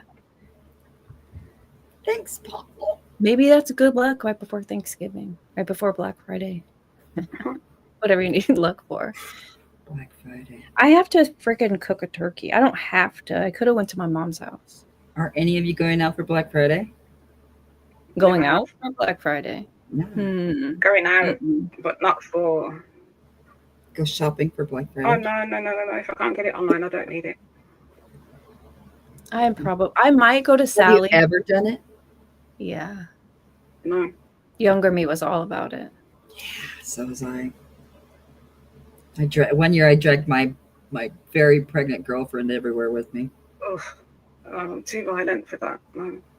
We were also getting great deals on baby stuff. So, yeah. Yeah, the only store I can imagine I would want to go to, because my town doesn't even have that many stores. So I can do all my shopping online, but that Sally's Beauty Supply I won't go to because they have all the fun stuff. Yeah. You know? And it's just a little store. There's not going to be a lot of fucking people there. True. Okay. Yours specifically, yeah. Yeah.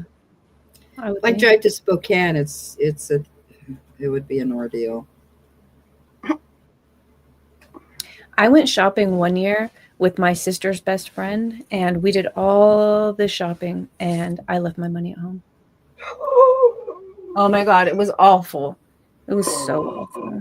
I'm like, I can't believe it. We did, and it was I think it might have been one of the first times that I ever did a Black Friday shopping. I can't really remember, but I remember thinking that, why do they do it like this? Like, you can't fit the cart through any of the aisles. They can't, like, people could barely fit in this store with all of the shit that they're trying to sell me.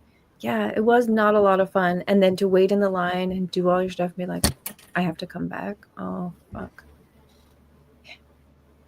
That was I don't know if you guys ever had this, but I'm sure you had Mervyn's in Idaho. Mervyn's clothes store. It was like in the 90s. I think we did. Actually, I think we did. We also had Maurice's. I don't know him. Maurice's. Never heard of it. It was pretty popular in the 80s and 90s. Okay. Well, do you want to watch another video? Do you feel like leaving? What do you want to do? What time is it? 9:30. It's only 9:30. Yeah. Well, we could watch one of those. We could watch one of those Radio Lab videos. Oh yeah, we could do that. Okay. Would you have escaped to Pompeii? Ooh, probably not. How could quantum physics help one man survive unthinkable violence? Ooh. Okay. The globe below. What up, Holmes? The past, present, and future of free speech in America. The story of how TikTok changed everything you see online. Huh? Maggie's? The healing power. Maggot. Yeah. The healing power of baby flies. Huh? That says baby flies. I'm glad you said it because I wasn't going to say that. Damn, I need What were you going to say? I can't even got my glasses I on. was going to say it perfectly. Oh, yeah. Okay. Because maggots eat dead skin. Dude, what about that video you sent where that lady ate maggots? That was hilarious. Oh, that TikTok. That Instagram post. Yeah, that was hilarious. That was so gross. She ate maggots and then her dog ate the maggots. Everyone was eating maggots at that lady's house. Yeah. Were they really maggots, though? Yeah, you could see them. I think a lot of bugs might look like that. Well, you could see the maggot larvae. Why would maggots be in chocolate? I think the flies have to make the...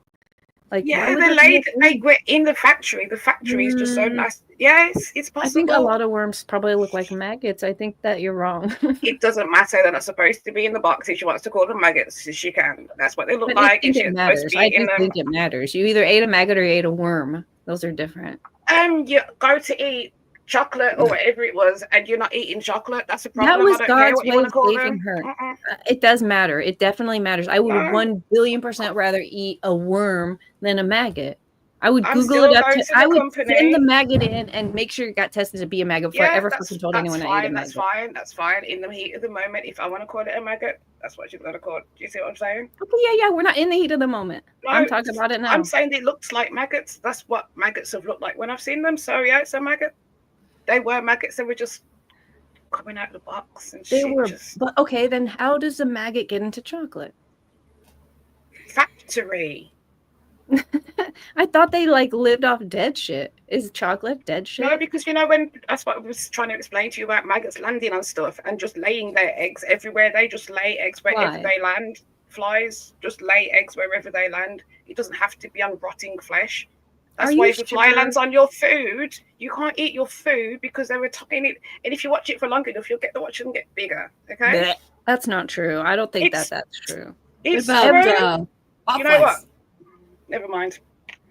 Don't never mind me. No, I'm just saying. I'm trying to explain it to you. Look it up. Okay, we'll watch a video on the life cycle of a fly and how the flies lay their little maggots everywhere and how they get bigger slowly. Do you want to just because I don't need to. I don't need to. I'm fine. I don't need to be watching. It's hilarious. What? No, because I don't like trying to explain myself and you're frustrating me. It's like, why are you going to keep going? I'm stating something that's the thing. I don't think every time a fly lands, he also lays eggs. That's all I was trying to say. Google it then. Because a fly in a factory, in a food setting, is going to be laying flies everywhere. Every part of that factory. I believe you. I totally believe this. I won't even Google it. I believe you so hard. If you can see it in flipping supermarkets and restaurants, why not in a food factory? I've just never seen it. I just figured it was some kind of other worm. Where's the other worm coming from? It's more likely a fly. Tell me what other creature's going to fly in and lay an egg. I didn't think it flew in. Where did it come from? Is it a worm wormed its way in the box.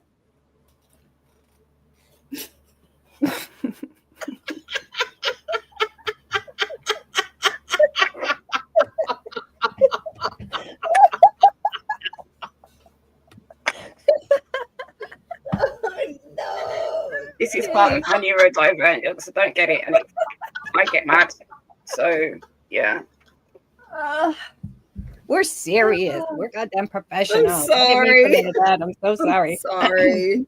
I didn't wear my tie today, so I'm acting foolish. I blame divinity. Let's pick a movie. I mean, a video. Is the life of you didn't even let me say it. Let's watch a show or a video about botflies coming out. I really don't want to. I don't want to know if that's true. I don't want to live in that world. I watched one where and I believe it. What if everything is made up of all thought? botflies? Let's watch this. Yeah, wait, you're Okay. The nothing behind everything. Ooh.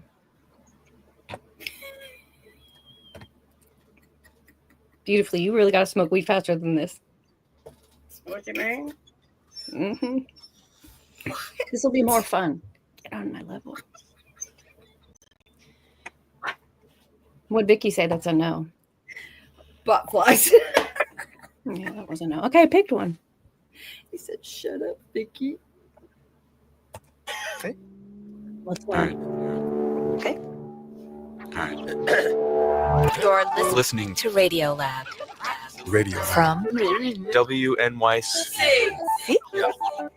Rewind. Hey, this is Radio Lab. I'm Latif Nasser, and today I have got for you 2 Radio Lab segments that came out before I ever worked here. Both of them do a thing that I find myself craving more and more these days, which is they pop you out. They pop you out of the news cycle. They pop you out of whatever interpersonal drama you're stuck thinking about. They pop you out of your own body. These are pieces about dimensions and even universes that are imperceptible, verging on almost unthinkable. I mean, I think I get it. I think I understand. Maybe I don't, but I still found it all really fun. So I hope you enjoy this pre-scheduled break from your perceptual reality. It begins with our emeritus host, Robert Krulwich, talking to our other emeritus host, Jad Abumrad, about a conversation he had with a legendary physicist. Okay, so this is about what you do for a living. You know that I have this neighbor and friend, Brian Greene. Brian Greene, professor of physics and mathematics, Columbia University. Yes, I do know that. And the thing about Brian is he is a theoretical physicist. Now, theoretical physicists say that it's theoretically possible to know everything there is to know in the universe. So one day they'll be able to explain not only how you could send a rocket to the moon, but the laws that govern space and energy and time and gravity, everything, the whole universe. One day they think might be totally understandable using logic and mathematical equations. Now, you can't take that too far. None of us really imagined that if you ask the equations, what are we going to have for dinner tomorrow night, the equations will spit out fried tofu and spring rolls or something like that. But at the level of the fundamental ingredients, particles that make up the universe, their properties, the hope and the goal is that the theories that we work out will apply everywhere and tell us about everything. You just said everything. Yes. As in everything. Yes. That's the big goal. This is like playing poker. You're helping me. I don't know what you're going to do. All right, we'll take it to the next step. Okay. Wait, so what are you up to here, Krulwich? All right, so if you think that we argue. That's the fun thing we do. But sure. But unlike him, my position has always been that it's going to be very hard to answer all the puzzles in the universe. And frankly, it's not a bad thing if some mysteries remain mysterious. Yeah. That's my view. But because Brian's so smart, when I tell him, how do you know this, whatever, he always wins the arguments. But a few months ago, this is the thing that got this whole thing started. I was reading Harper's Magazine, and I found an article written by another physicist and a novelist, Alan Lightman. And I thought, oh boy, this is going to drive Brian bats. Because Alan says there is a group of physicists, and Brian happens to be one of them, who've embraced a very exciting idea with an unfortunate effect. If this idea turns out to be true, Alan writes, it will then be impossible for physicists to know everything. Which I thought, excellent. What is the idea? It has to do with more than one universe. There is we've talked about it before, that there is a vogue now for the idea that instead of one universe encompassing everything, there might be more than one. Right. So there actually are a number of ways that physics comes upon this idea of other universes. Maybe the most intuitive is to think about the Big Bang, that sent space rushing outward, then matter could cool and yield to stars and galaxies, that wonderful picture that we've had with us since the 1920s. We have, in the interim decades, come to the possibility that the Big Bang may not be a one-time event. That is, there may have been many Big Bangs. There may continue to be Big Bang-like events, each spawning its own universe. If that were the case, then our universe would then be viewed as one of many in this grand collection emerging from all of these Big Bang-like events. Now, in this view of things, there could be not just one universe or 3 or 19. There could be 10,000. There could be trillions. There could be an infinite number. And here's the crucial thing. Each and every one of these universes can be different from its neighbor.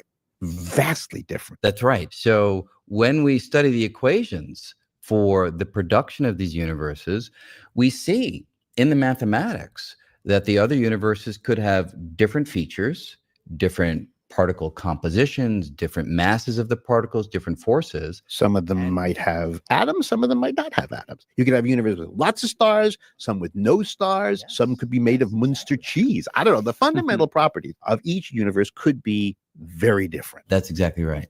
And that's the key to Alan Lightman's argument. Well, then, going back to the beginning of our conversation, if a physicist's job is to explore everything, that is the universe, now the universe has just been demoted to a sub-universe, then when you get your diploma from a great university, the president of the university says, "My friends, we are gathered here to meet the people who have earned the credentials to describe the sub-universe." A little bit of what we could know. It's like you've been demoted. You thought that you were going to get to learn about everything, your words, and now it turns out that your everything is sub.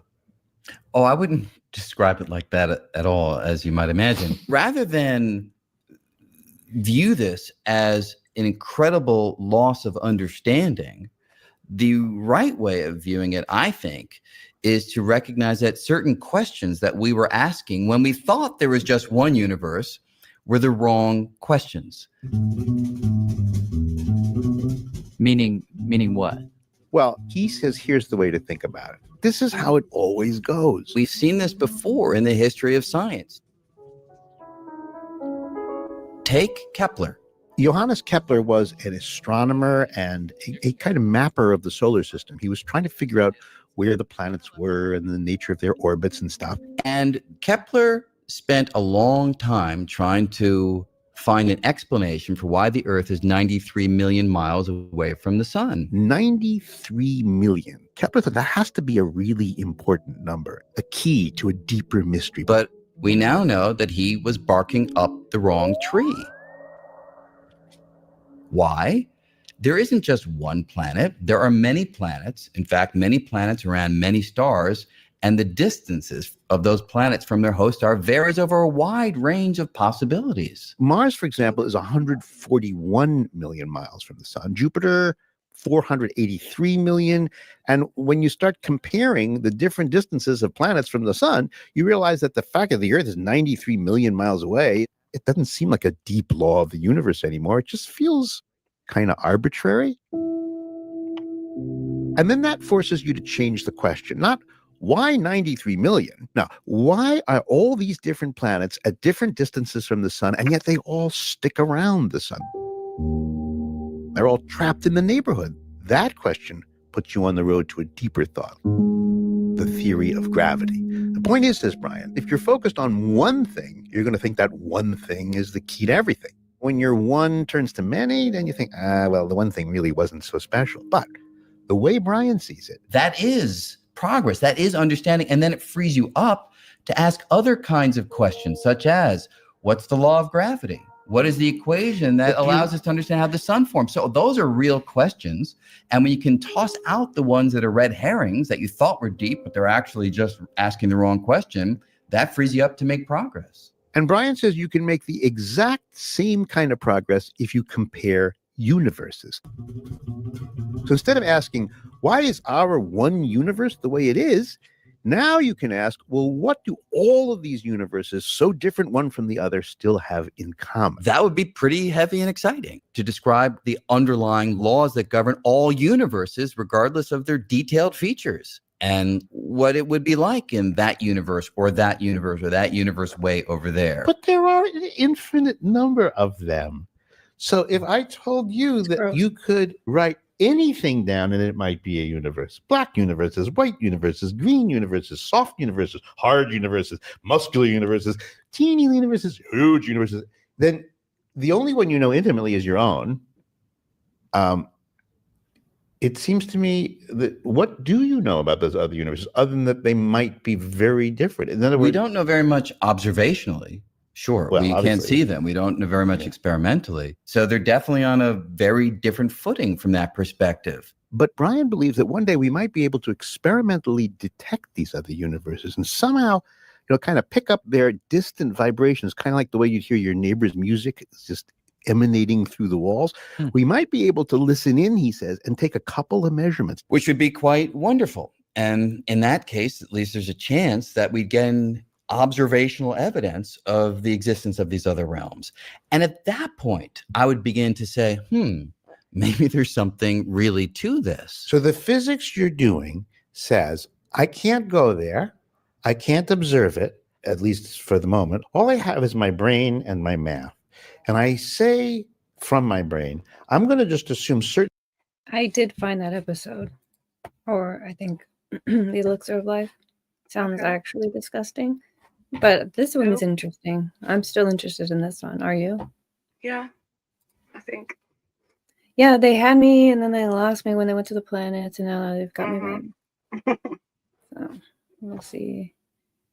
Things are always true. There's always going to be gravity, to say. There's always going to be some particle or wave that creates matter. There's always going to be, I don't know what else. Are there things that they're always going to be? What are they that are always going to be? The things that you were describing need not always be the case. Yes. What would be the case is that the fundamental governing equations, the mathematical laws, would be the underlying architecture that governs what happens in those places. But environmental details can change things Gravity's fairly an dramatically. environmental detail? Yes, well, that's actually something you know at some level right now, right? On the moon, you could jump a lot higher than you can here. So if you didn't realize... I do think that two bodies do attract each other. That's right. So there is a fundamental law of gravity that manifests itself in different ways based on the environment. All right, so let me say that again, or ask it again. Are there fundamental laws that you think operate in all universes? Yes, absolutely. And why do you think that? That is the starting point. When we come upon this possibility of other universes, it's not a crazy idea that we dream up late at night when there's nothing else to think about. These are ideas that emerge from the fundamental equations that we use to describe the things that we do see in the world around us. And we follow the equations, and the equations suggest to us there might be these other universes. So we have equations, we analyze them, and we interpret what they're telling us about reality. But those are the very equations that come to this possibility of other universes. Then those are the equations that govern those other universes. The starting point is, let's assume that these are the fundamental. Doesn't it sound an awful lot like, why is God 3 in 1, or why was the world made in 7 days? Aren't we getting close to some sort of you're believing in certain things to be always true the way religious people believe certain things are always true, not because you've seen it, or it's just because you have a faith in it. I couldn't disagree with you more. I thought not. It has absolutely nothing to do with faith. The reason why we trust the equations is because we've got centuries worth of observational and experimental evidence that the equations take us in the right direction. Here.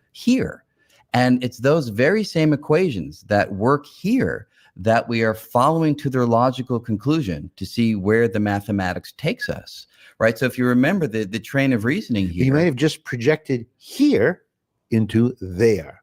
That's faith talking, no? Because you can't go there. All you can do is say, well, what works? But my deep understanding of here has to be there. I don't know why it has to be, but that's what you just said. No, it's actually the reasoning goes a somewhat reverse order from that. We build mathematical equations to describe here. We then follow those equations and say, oh my goodness, those equations that we developed to describe here are telling us that there is something over there. And then we're like, wow, the equations do a great job of describing things here. And the equations have this feature that they tell us there's another place over there. Maybe that's possible. The key thing This is also logic in your mind. Logic. Oh, and this reason, is not belief. Just logic. This is just logic.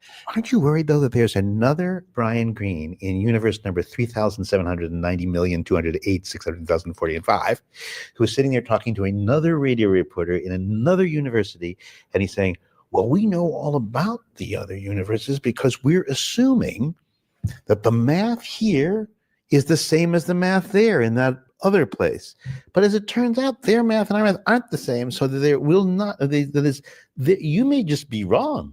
Oh, that's always the possibility. In fact, it's likely the possibility. In fact, 99.99% of everything we do is wrong, not from the point of view we make a mistake, but the wrongness is a deep wrongness that you somehow are somehow feeling that the math is a clue that everything follows your math. If at some point the maths collide and then the universes collide, then that would be very unsettling to both of you, I would assume. No. In terms of whether the math is somehow contradictory or your incoherent. your tools of learning are not working. Yes, that would suggest that we were both wrong and that there's a deeper overarching framework. I mean, I hate to use the word faith, but the one point where I'll give you faith is this. I do have a deep faith that the universe is coherent. And by universe, call it multiverse, whatever word you want to use, the whole thing. I do believe that it's coherent. Now, whether that means it follows mathematical laws, I don't know. It could be the case that, when we talk to those aliens that we encounter one day and they say, okay, show us what you got, we bring out our equations and they kind of laugh at us and say, oh, you guys are still stuck on math, and they said, yeah, 10,000 years ago, we were doing math too, but here's the real way of describing it. Now, what they'd be showing us with the real way of describing it, I have no idea. I can't even imagine what it would be that would be non-mathematical. So I do have a deep faith that it's coherent. And the only tool that I know how to encapsulate that coherence are mathematical equations. So if Xantar Brian and Brian here come up with equations that collide with one another and don't work, to me, it just means that both were wrong and there's some bigger overarching coherence that we've yet to find. That's it. That is it? They're going to do 2 talks and that was just it? I can't even begin to figure out did you just win? Did you lose? I can't. I said, looks like it. Seems like it. I don't know where something's happening. Wait, this all came from Alan Lightman's article. Right. So do you think he beat the objections in the article? Did he beat the article? Well, I thought it would be fair to ask the author of the article. So I called Alan. Yep. Who happened, as it turns out, to be in Phnom Penh, Cambodia. I make all of my international calls on Skype. And I sent him the interview with Brian. He listened. That I listened to. And I asked him, well, what do you think about Brian's argument? Well, I don't think that he's wrong, but I think that the problem is philosophically more disturbing than what he is confessing. He said, well, I think it's going to be much harder than Brian thinks to actually sense or encounter or measure these other universes if they exist at all. We don't even know whether the other universes exist in the same space and time that we do. And there are other physicists who feel that these universes are, even in principle, never observable by us, that we will never be able to have any physical evidence of their existence. And that possibility is what I find. What's the Mandela effect? Like a whisper of the next to us existence, then I think they shouldn't be called universes.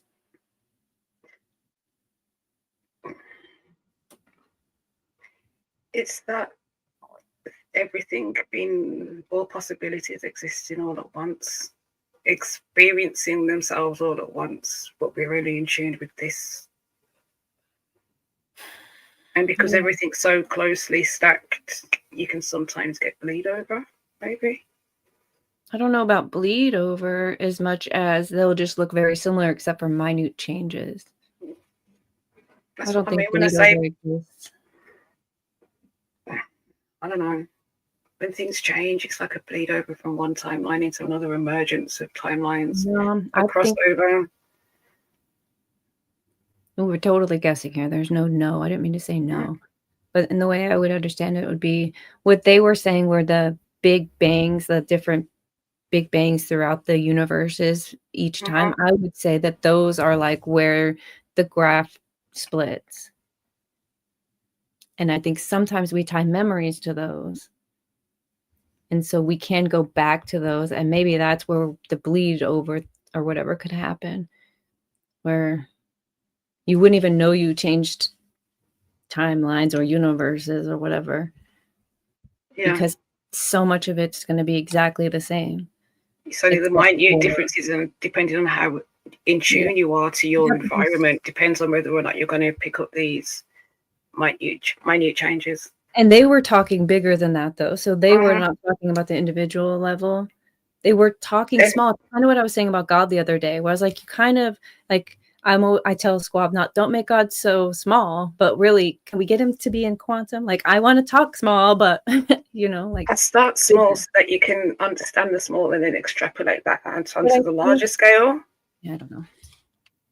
I think in order for it to be where like further away, the different universes are behaving different, like the gravity would be different or any of that. I think that the like the pages of the Bible where they're so thin, I think that's more like how time stacks.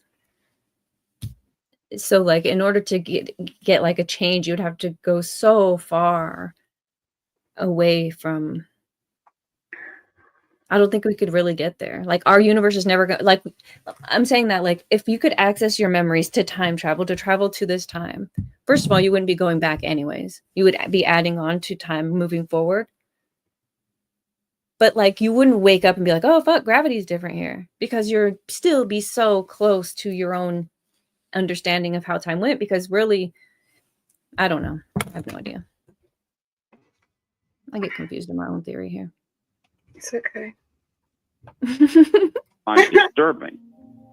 Bye, Heidi. Thanks for coming to visit It may us. be that this is the way nature is. What does that mean? Well, I mean, it may be that. Good morning, Fog. Or, yeah. Good morning. Oh. Yeah, it's actually tomorrow. What are you doing for Thanksgiving, Sean? Well, obviously not much. Yeah. That we've done as much on Friday. explaining as is possible. Everything's on Friday, right? And that we'll never, ever really understand everything? Yes.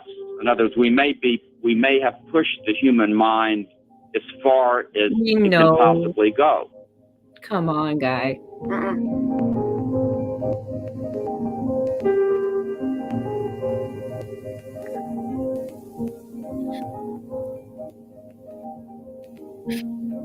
Huge thanks to Brian Greene, professor of physics and math at Columbia University, as well as Alan Lightman up at MIT, whose essay Robert read, The Accidental Universe. It appears in a book of the same name.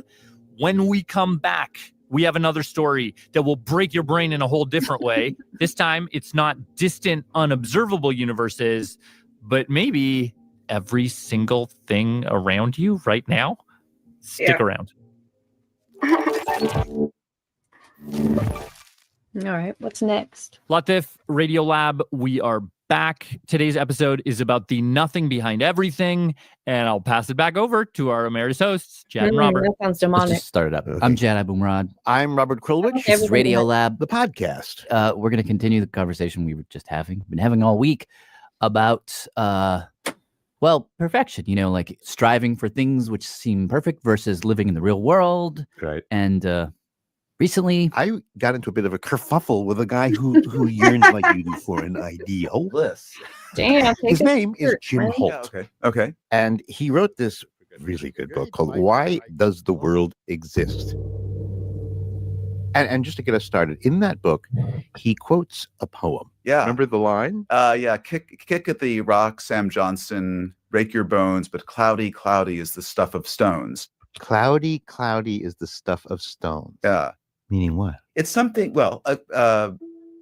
Samuel Johnson, who lived in the 18th century, it was a contemporary of Bishop Berkeley, and Bishop Berkeley was an idealist. He believed that the world was essentially pure appearance. It was like a thought, not like a solid reality. It was a thought in the mind of God.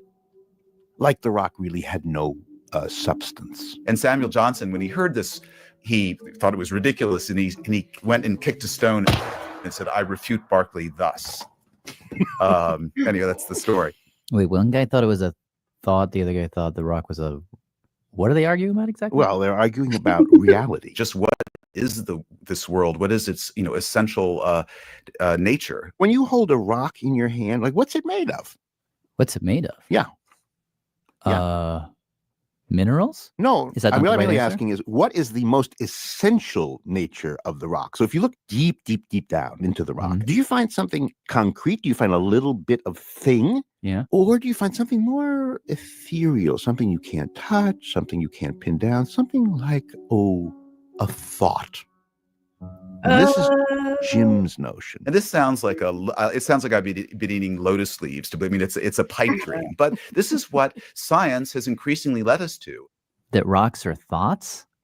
Well, to follow Jim's logic, he goes all the way back to the Greeks, to the first real attempt to get to what's really at the bottom of a rock. Even in ancient times, the atomists, Democritus and Leucippus, thought that if you keep cutting up the stuff of reality that we see around us, tables and chairs and rocks and so forth, eventually you cut them up into such itty-bitty pieces that you can't cut any further. And then you've got atoms. So there you've clearly got a fundamental stuff. The atoms. That sounds very pleasing. Right. But that's why the first atom is just Earth. Never mind. That's a even going back to Newton, there were reasons to suspect that there was something a little funny about reality. It wasn't quite as substantial as we believed.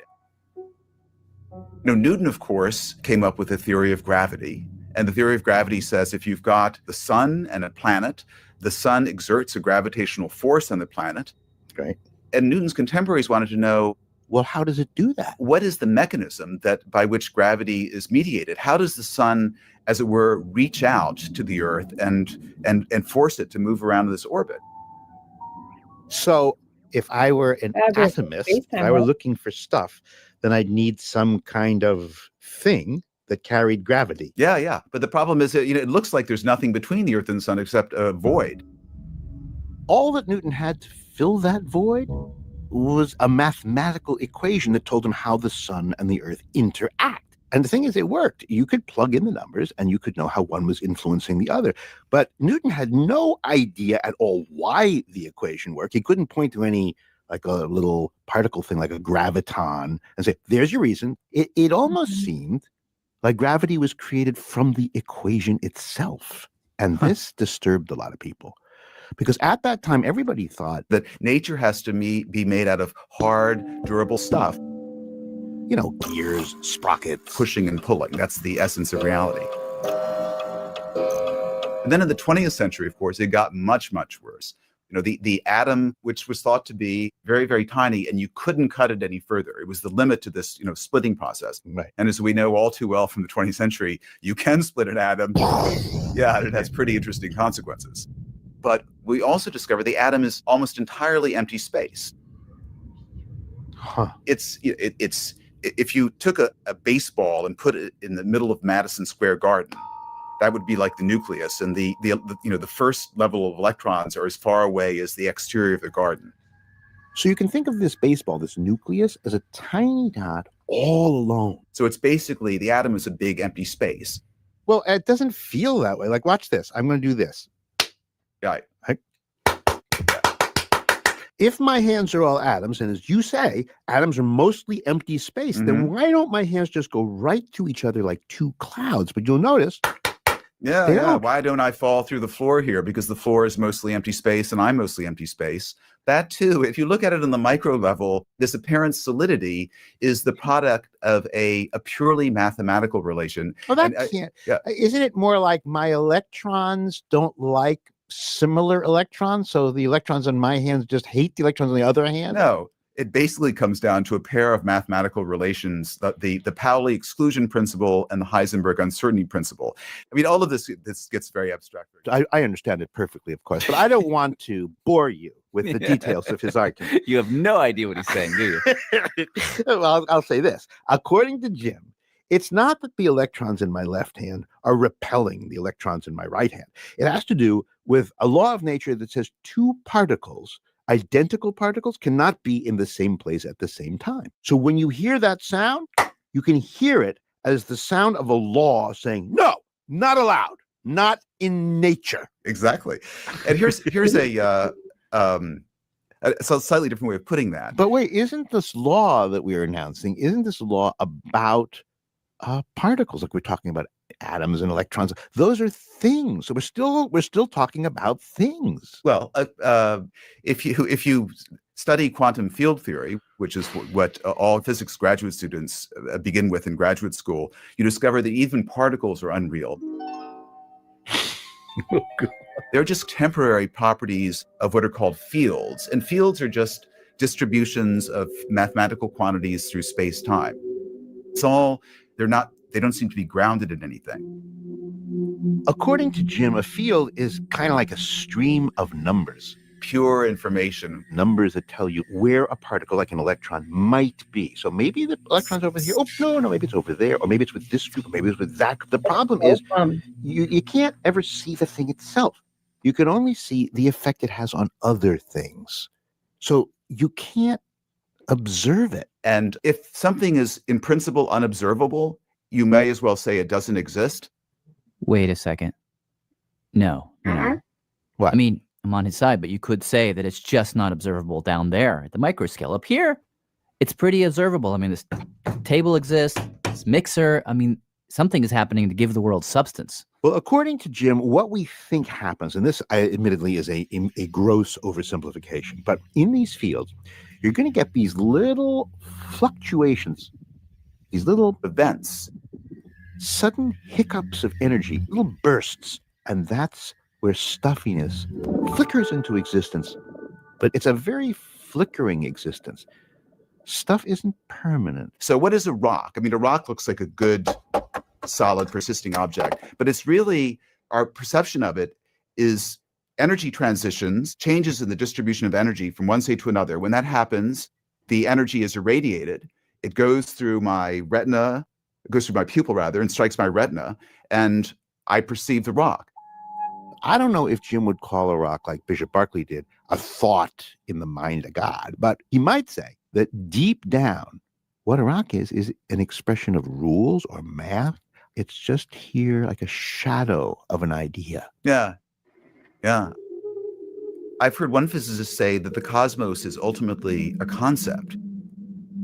Are you increasingly convinced that the reason you can clap, the reason you don't fall through the floor, the reason that gravity works is all because of certain ideas that govern? Ideas rule the world. Yeah. Maybe, in 100 years from now, when string theory is finally worked out, we might have a very different conception of it. But what it looks is it's going to be mathematics and structure all the way down. You're okay with this? Well, I'm a sort of mathematical romantic. I love the idea that the essence of reality is not stuff. Stuff is kind of ugly. I mean, you want to get rid of stuff. There's too much stuff in your apartment. Stuff. It's clutter. It's gross, viscous, I don't know absurd. What to do if I don't have stuff. Well, this is a temperamental difference between us. I like the idea that reality consists. It's a flux of pure information with no further substance. I don't know why this makes you so happy. I mean, here I would love, if I'm clapping or if I'm hitting someone in the face, I would love to think the billiard ball of me is hitting the billiard ball of them, and that explains what's going on.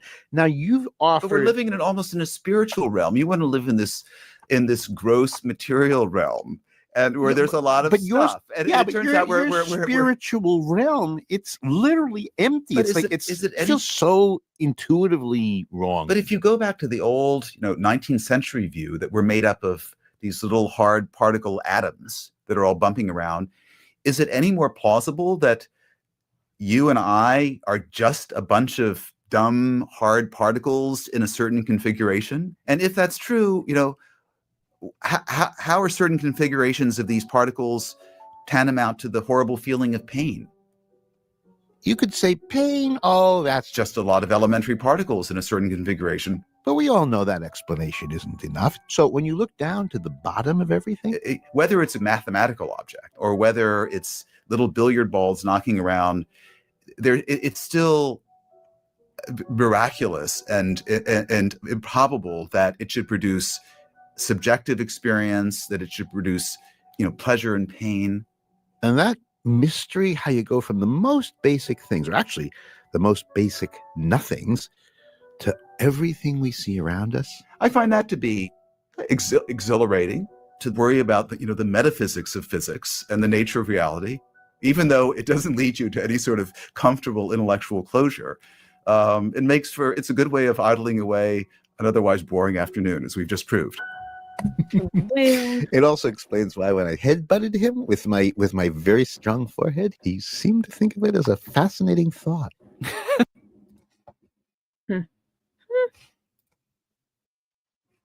This one's supposed to be weird, but it's an hour and... Oh, wow. Yeah. Do you wanna? I don't mind. It's still only 10 for us. Vicky's dealing with IRL right now, behind the scenes. She's not ignoring us.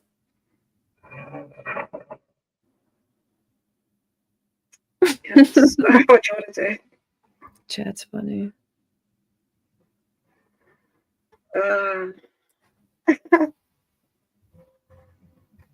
Bumping around, so that's what they're calling it these days.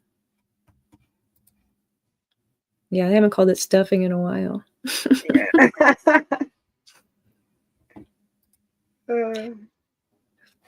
I'm with Sean on this one. Play it. Fuck it. Yeah.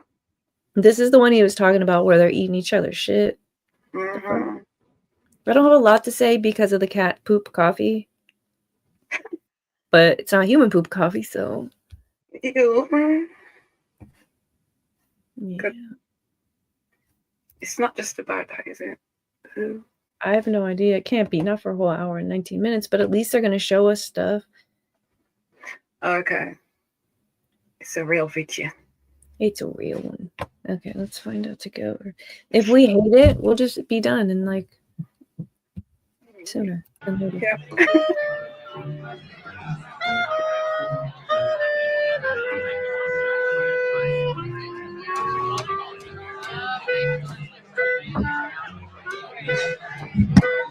Warning.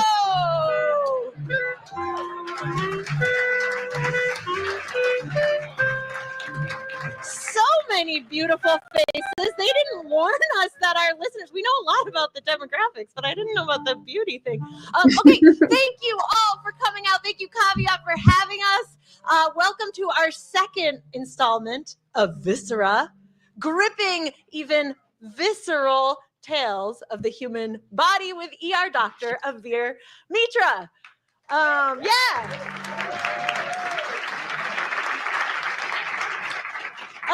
am Lulu Miller, one of the co-hosts of Radio Lab. And before I bring out our star storyteller, I just want to talk a little bit about what's going on. First of all, I'm achieving a lifelong dream of sharing the stage with an animated breast, dripping breast milk. So let me just take that in. Okay, second of all, if you've listened to that's what it is.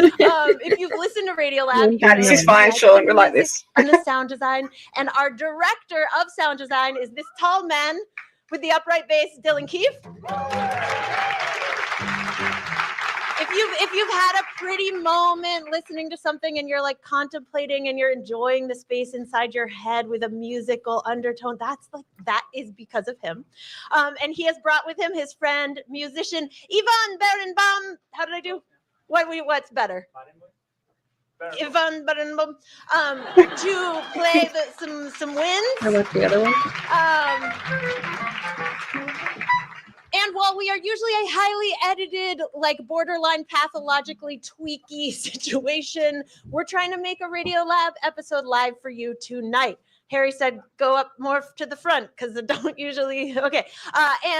So they will be live scoring. You'll see some hand signals like bring up the music. And then we're going to just like close it down. And, I don't know. We'll see how it goes. It's going to be a peek behind the curtain. And so, to really kick us off, we have quite an adventure ahead. If you've listened to Radiolab, you have likely heard the voice of Dr. Ravir Mitra. He is such a voracious storyteller. In addition to saving lives in emergency rooms in the city, just down the street, he can't stop thinking about why our medicine got here, the strange stories, the strange people that brought it to us, how our body functions.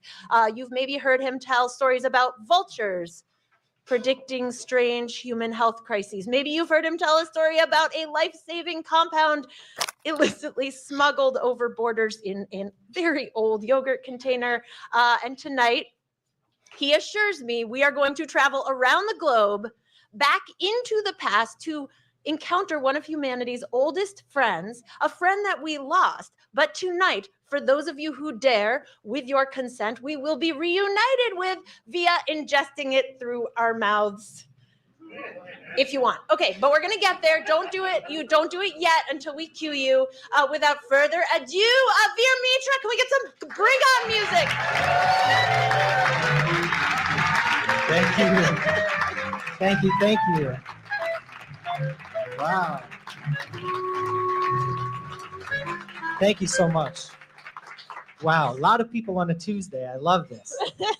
So glad you guys are here. So, the theme of this show is viscera. It's like things inside of your body that you didn't really think about or know about. We look at them in different ways.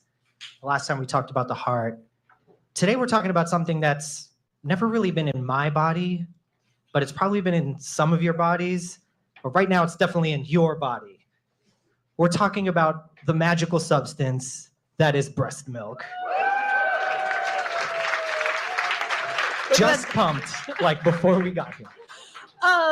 Yes. Okay. So I have this is in my body at the moment. I have an 8-month-old. I am breastfeeding. I also use formula. We're not here to say one or the other is better, but instead there are strange things inside this substance that is as old as mammalian time. Yeah. And I guess you're going to tell us what. Well, I mean, I think that's the thing. What inspires me is to think about all these different types of diets. Should we be eating keto? Should we be vegan? We don't really know, but we only have one clue left by nature about what Homo sapiens should eat, and it's breast milk. We know that this was designed for at least babies. Marshmallows. So do we really know like what's in here? Have we really thought about everything that's in here? I guess I'm going to throw it to the crowd. Like if we just had to name the components of breast milk, and I'm going to take one off the table. We know that it's 87% water. Okay, fine. That's easy. But the solid part, like name some things. What's in breast milk? Vodka. Depending on the mother's Yes, yeah, right. Fat, sugar, proteins, hormones, calcium, antibiotics. We heard amino acids. Amino acids. Yeah, you guys are right. I mean, everything you're saying is right. But there is something that we've missed. And to be fair, I went to med school for way too long, and I didn't know about this either. It's called human milk oligosaccharides. I was about to say that. HMOs, not my medical plan. No, not your medical plan. An abbreviation for weird. Okay, so oligosaccharide. I'm feeling saccharin. Sugar. I'm feeling sugar. Exactly. Vibes? Yeah, Okay. these are sugars. And what's crazy is probably most of us have never heard of this term, but it's actually the third largest compound in breast milk, way above protein. So, you have lactose, that's the sugar that someone mentioned. You have lipids, that's fat. And then you have these HMOs, which none of us, I don't think any of us really talk about it. And then you have protein. That's bizarre. It's just kind of weird that we don't talk about it. Yeah. And I think it's even weirder because, just to tell you why I think this is weird, how can I put it? So everything you've ever eaten, right? Like every sugar, every sweet thing, every carbohydrate, every starch is essentially made up of like 3 basic building block sugars. I'm going to name them for you here. Glucose. All right, you got glucose. Are these the technical drawings? Yeah, these are chemical structures. Okay. galactose. Okay. So, you know, like just for example, table sugar, that's a glucose mixed with a fructose. Or honey, that's like chains of fructose. You know, potato chips, like just a bunch of glucoses together. You get the idea. Everything you've ever had is one of these things. Avir, why do they look like this? You made the slideshow. I was literally laying in bed and just started thinking about these guys as Nintendo Wii characters. I don't know why. Just like boring Nintendo Wii. Okay. I don't know. It just felt into right. the Avir's mind. Okay. Yeah. So these are like the sugars we see in the world? Yeah, these are this is every carbohydrate you've ever had is one of these. And then you have these HMOs. And they are strange. Fructose. Nana. Glicna. Okay. Wait, these are the real names? Yeah, those are the names. I'm not making those names up. I mean, they're weird. They're alien sugars. Like it's literally as if like you had an alternate reality where, you still have caveat, but it's spelled differently. It's a totally different caveat. Or you have everything, just a different version of it. There's these 3 different sugars. And what's crazy about it is they sort of combine into these weird shapes. Does it feel like we should get some like mysterious alien sugar music? Yeah, we should. Okay. We should get some music. Yeah, exactly. So these sugars, right? Yeah. They're very strange. You've never seen them. You can't get them at the local grocery store. You've never tasted them. They combine into these weird branches and chains, ferns and weird shapes. And those combine together into even weirder shapes. Whoa. Beads, forests. And are these other places in nature? Like, are they out in No. honeysuckles or I don't No. Just in milk. Would they be in dolphin or cat, other mammal breast milk? Yeah, they would be. They are Okay. in every type of mammal makes these, but humans make the most. Okay. But here's what's weird. Humans can't digest this stuff at all. Like literally no human being can do anything with these sugars. They go in you and they go right out of you. Wait, so this huge amount of breast milk, which like that takes freaking time to pump. Right. A huge portion of it just if a baby eats it, not using it, not turning it into like energy, just Yeah, exactly. And I know when some of you guys walked in, you may have picked up some drinks. yeah. Those are HMOs. So can we get some up here? I want to try them. I've okay. never tried this before. I've been saving it. It's back here? Oh yeah, it's already pre-dissolved? Is this okay? So Is this it? Okay, so we're getting to Wait, taste what? this sugar that So you if you don't wanna try find. them- If anyone else wants to try it, so it's sugar that's found in breast milk, and we don't know what it tastes. You haven't tasted it yet, right? Cheers, chin chin. Okay. Barely. It's like it almost tastes like really fresh water. How like really fresh water tastes a little sweet. I guess so. I don't yeah. know. What do you think? I Any think other? I'm imagining something. I'm not sure. Do you guys taste anything? Also, can I Yeah? get audience help? Because I didn't mean for my dress to unclasp. This isn't like a live breast pump situation. It's not where this is going. Yeah, can you just come over? Okay. Anyway, okay, so Ellen Horn. Ellen Horn, OG executive producer of Radio Lab. Still here to make things run smoothly. Okay, continue. Okay. So here's the thing about these HMOs. I'm going to call them alien sugars that you guys just tried. They've sort of been written out of history, right? Like none of us ever thought about them. They're sort of written in the sidelines of textbooks, and I don't know. They're not in formula, so it's really just a nobody. And no one ever really thought to ask like what's going on, really, until a scientist by the name of Bruce German came along and basically just asked a simple question. What's the question? The question is why. Can we get some why music? We need some why music. Okay. So why would a mother who's got very precious limited calories, why would that mother literally dissolve her own body, taking all these precious nutrients and calories to make milk that needs to feed this baby? Why would the mom make these sugars that no baby can use? Why? Could should I get could it be waste? Could it be waste? Could it be some byproduct of some metabolic function? Well, Bruce is considering that. He's Okay. asking this question, and certainly it could be a waste product. Okay. But Bruce has this hunch that nature, human nature, evolution is just too perfect. It's too perfect to create all this waste. Yeah. Lulu you are too perfect to be creating a waste product in your breast milk. Your breast milk is way too good to be creating all this waste. All right. So he thinks there's a reason. He thinks it's not waste. He thinks there's a reason. He thinks there has to be a reason. But again, humans can't do anything with it. Humans can't do anything with it. So that we know of. That we know of. So this is around 2005. Our fact checkers are in the audience tonight. I'm gonna put you on the salary. Oh, we got Robert Krulwich in the audience, guys. Robert Krulwich! The legend, the Godfather. All right. He looks so tan. Okay. Okay. So this is around 2005. Bruce is having these thoughts, and this is the era sort of the microbiome, where we're all thinking about the microbiome. And it's this idea that, like, we've been spending the last 100 years trying to become clean and sterile, but actually we're completely surrounded and completely covered in bacteria at all times. This is that idea that's persisting, that, like, wow, it really turns the idea of cleanliness on its head. We're basically human suits covered in bacteria, filled with bacteria, And so he has this hunch that that, image like, so much. Sorry. Yeah, he has this hunch that's basically like, okay, well, if we can't use it, that makes sense, right? Because if that's how you get staph infection, is you cut yourself and your own bacteria gets in there because you got bacteria all over the place. Yeah. Okay. There's a bacteria that can't. Huh. Okay, so maybe like a bacteria. Yeah. In that where? Lives inside of a baby. Maybe there's a bacteria that lives in the baby's gut. That would make sense, like a puzzle piece. Food for a baby bacteria. Right.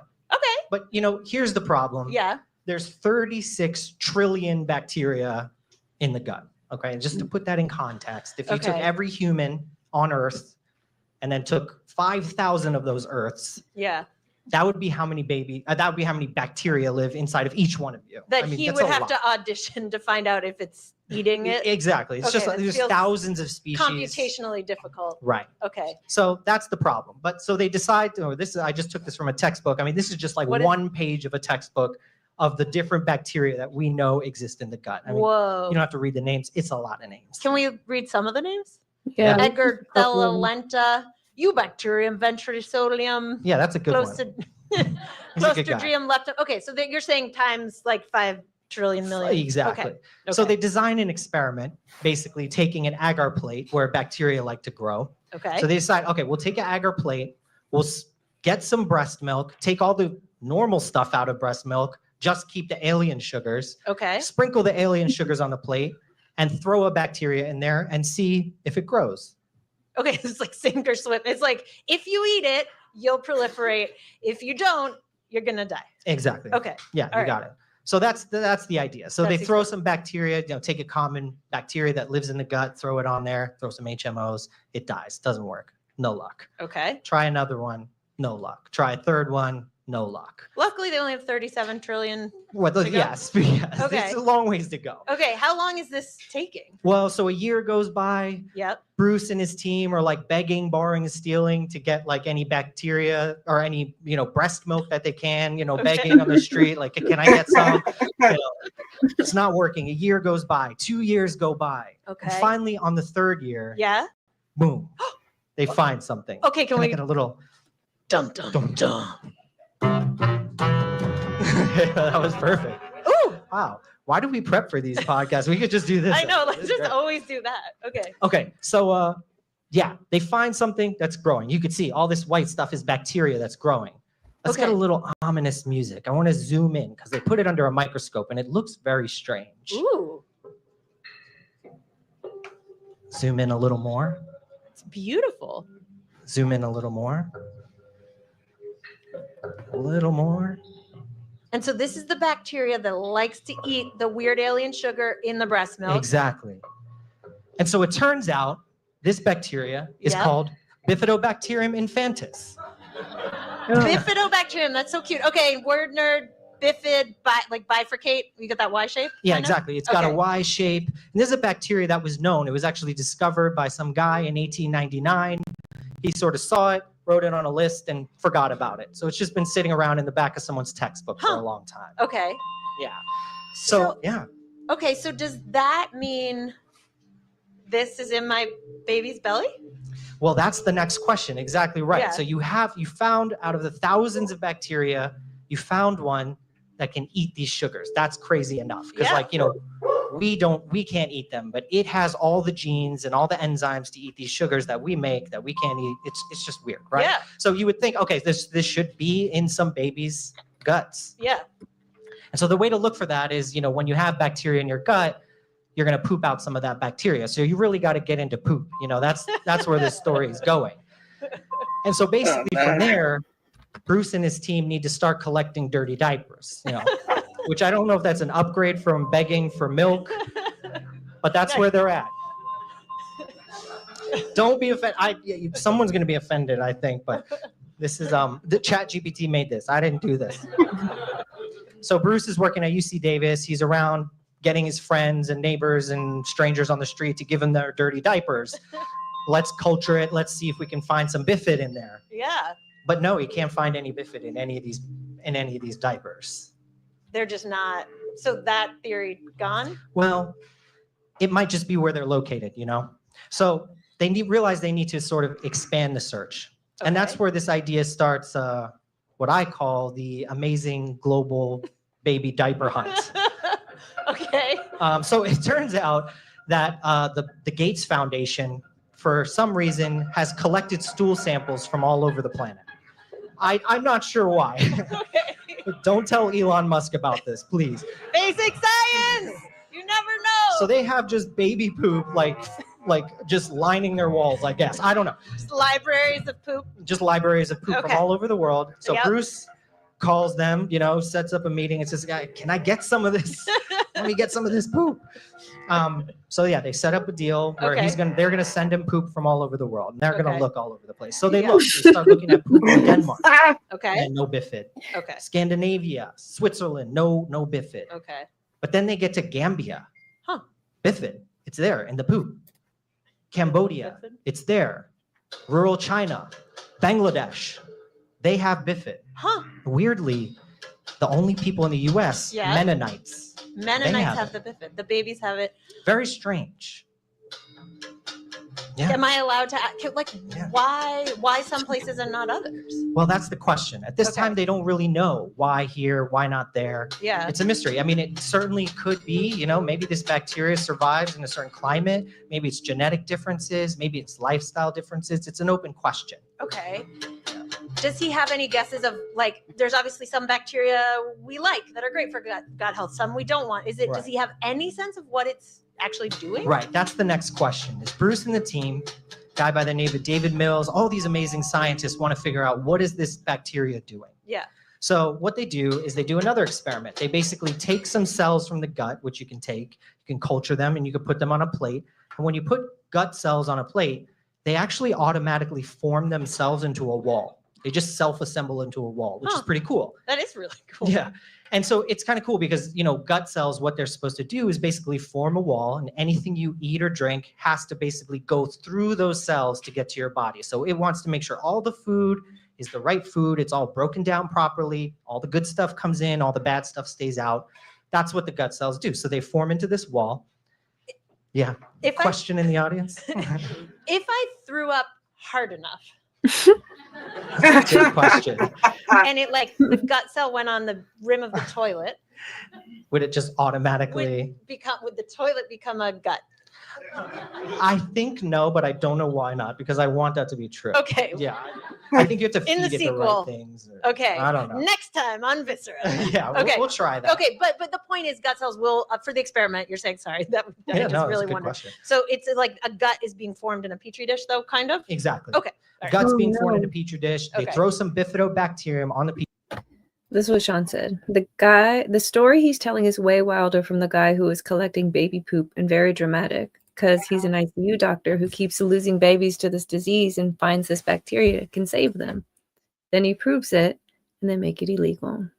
Oh. The fuck? Well, listen, that's the one I clicked on, buddy. We're stuck with it for another hour. Should I find the other? I don't really want to do all of that. No, I'm okay with this because I've got the visuals and I like the visuals. Yeah, I like it. I think they're fun. It's keeping We me don't have more anything to entertained compare than it just sitting there staring at the screen with the squiggly lines, squiggly lines. Yeah, but corner of I my think in eye. the other one, it's not going to be like that. We watched a throwback. We were taking a week off episode on accident. Oh. That's the one I picked. I think that was from 3 months ago. Okay. It might have been, but that's what they were doing for that. Oh, it Petri is dish what and it see is. what happens. Yep. And right away, they notice that the bacteria are able to sort of latch onto the walls of the gut, just like hang there, like mountain climbers. And they start proliferating really fast and basically coating the whole wall. Whoa. So that's this Y-shaped bacteria that likes the alien sugars, with enough time, it's almost like wallpaper on the inside of the baby's gut? Yeah, exactly. It's like wallpaper on the walls. Okay. Okay, so they notice that, and that's interesting. Another thing they notice is, well, just like babies eat and they poop, well, these bacteria are eating these alien sugars, and they have to poop too. Oh. Yeah, so they actually poop. Totally. What? I never thought. I was like, you hear about the microbiome and you have all these friends inside, but you didn't think about them. Yeah, they needing have to poop. poop. Where does that That's why there's go? billions It just and billions goes and into the trillions gut, in you know, there. goes out with the rest of the baby's poop. Okay. But what they're seeing is the poop that these bacteria are creating are acid. So they're creating acidic poop. Huh. Okay. Is that bad? That- Does that yeah. burn a parent's fingers? No, I don't know. Yeah, that's what it sounds bad. I'm not gonna Okay. lie. Okay. Okay. Acid poop sounds bad. But what I will say, to be fair to acid, there's a reason, like when you go to a cookout, right? When you go to cookout, what Yeah. are the condiments you bring? You bring like mustard, ketchup, relish, onions. Why? Because those are acidic. And the thing is, bacteria can't really grow that well in acid. So you don't have to put it in a fridge, basically, is the idea. So acid prevents most bacteria from growing. But it turns out the bifidobacterium is totally chilling in the acid. But the idea is it may be keeping other bacteria away. Okay, so it's this bully wallpaper that shows up, shoots acidic, protects it from the poop bad stuff. that maybe makes it harder for other Right, bacteria. exactly. Okay. So it's like, so I guess I ask again: Is this a good thing? Right. Well, we definitely know this bacteria is being territorial, right? Okay. It's taking over the gut. It's saying like, this is my wall. I'm taking over. Yeah. And here's acid. We know that. Excuse me. But we don't know like if it's good or not. So to answer that, Yeah. I got to tell you a story. Okay. All I right, love so, a story. Dylan, guys, I'm going to need a little bit of like rogue, don't try this at home type of science music. Like, Sign yeah, a we're going to waiver. talk about a science story where just don't try this type of stuff at home. Okay. So our story centers around Dr. Shara Sheldon, who at the time is a PhD student. Okay. Now she's studying this stuff. She goes to a lecture where Bruce is talking about these results and she sticks in the back of her mind. Meanwhile, her father is a Still professor here. at the vet school. And he works at a lab, like at the, not at a lab, at a barn that's raising these thoroughbred horses. Ooh, All right? okay. So thoroughbred horses, if you don't know, those are those really expensive horses that, they eat way better food than you and I. Yeah. Their lives are definitely more valuable than ours. Like these are For sure. expensive It's horses. fine. Yeah. Okay. But there's a problem at the barn. Every new foal that's being born to these horses, after a few days, is getting diarrhea, fevers, and then dying. Oh. Yeah. And that's sad because we like horses, but also sad because they're losing like hundreds of thousands of dollars every time. Okay. Okay. And the problem is next week, there's going to be like 20 more foals being born. Oh no. And yeah, so basically what they do is they find out what's going on. And it turns out these horses are infested with like one of the worst diarrheal bacteria that we have. And if anyone does anyone work in healthcare or anything like that? I mean, what's that one bacteria diarrheal illness that we don't want to deal with? C. diff, Oh, a lot of exactly. C. diff.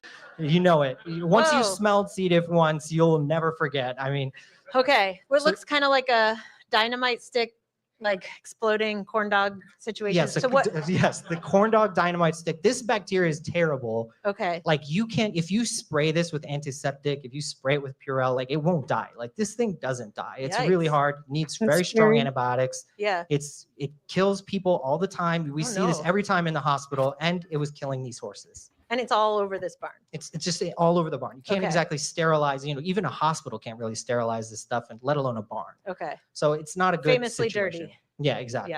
So these foals infested with C. diff, the dad, who's the professor who works there, is talking to his daughter about it and commiserating. And the daughter goes, wait, like I just heard a lecture by this guy, Bruce German. I don't know. And he was talking about this bacteria that coats the walls, produces this acid, is territorial. Like, why don't we, I don't know, maybe we should try it.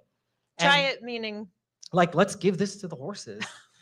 So the dad goes, yeah, I mean, they're desperate. Like, what else can we do? You know, so Okay. let's try it. So lo and behold, they take the bacteria from Bruce, they culture it, they mix it up with some milk. And then when the Okay. foal is just born, they squirt it into the foal's mouth. Like with a little baby bottle. Yeah, a little baby will Okay. squirt it in. Hope for and see the what best. happens. It's only $100,000 on the line. Right. Okay. And lo and behold, what happens is, sure enough, 20 foals are born. None of them get C. diff. All of them do fine. Whoa. Incredible. We go. Can we get a round of applause for Shara? Rebel science. Again, don't try it at home. Like clinical trials are good, but ingenuity. Okay. So I want to play my interview with her because I wish I could tell you the story stopped there, but it continues on. Oh. All right. Let's see. I was like, good job, brain. For remembering the random lecture with Bruce German.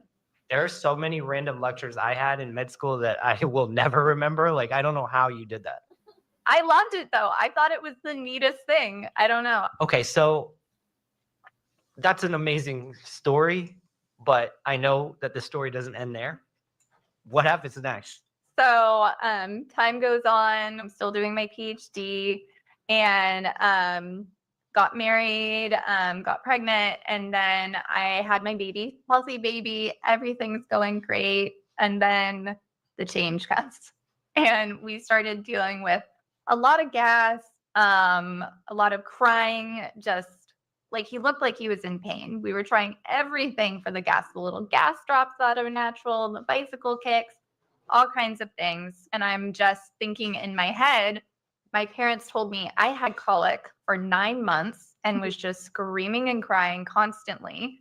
So I was just thinking like, this is not good.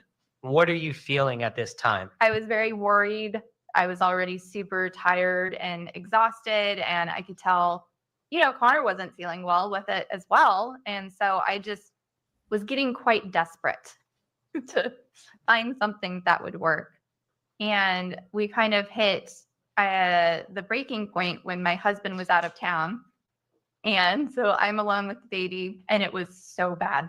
He was up like all night, just in pain, gassy. And I was like, this is not going to work. And I said, we need something. And so I remembered the bifidobacterium, and I said, I'm going to email Bruce. And so I sent a desperate email saying, please, please, I know you have some of the bifidobacterium still. Like, I'd really like to try it. Okay, and so does he email back? Like, does he take a week to email back? He got back to me right away, and it was such a dream. He said, you can drive up and get it. And so I loaded up in the car, drove to Davis, and went in, and we got like a little bag, just a brown paper bag, samples in there, and the No way. syringe. What, they're in like little vials or something? Or like, No, they're in little sachets, like a little rectangular packet that you like can rip Oh. across and pour out. oh, okay, yeah, you got it. So I was like, Like a bag of drugs, basically. yeah, you know, you're using stuff that's being tested for research, so it's not very pretty. Right.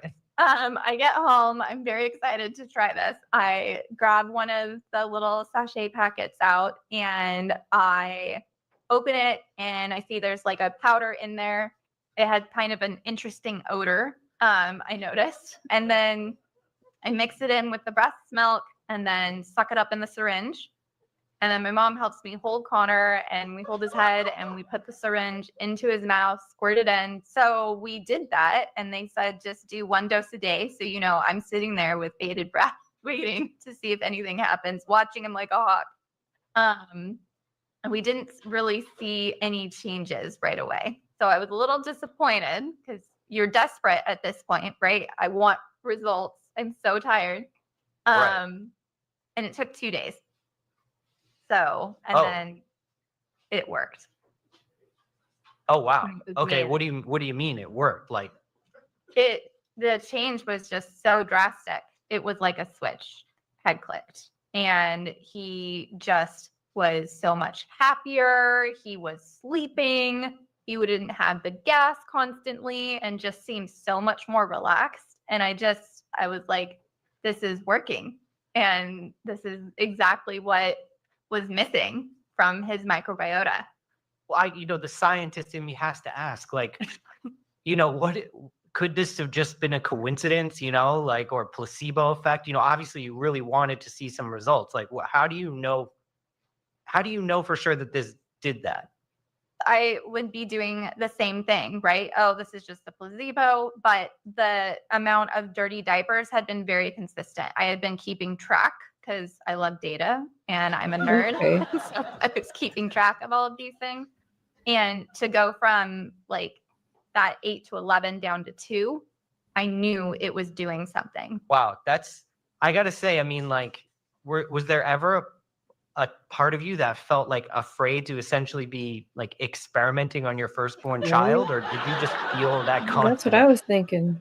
I mean, I felt really confident with it. I mean, there's a small part of you that's like, oh, yeah, I'm giving this novel thing to my baby. But when I saw all the benefit, it was like, this is right and it's working and everything's good. But it is scary. Oh, wow. I just have to say, is there any other like better image of sleep deprivation than like this thing smelled a little weird, but let's put it down. Let's put it in the baby.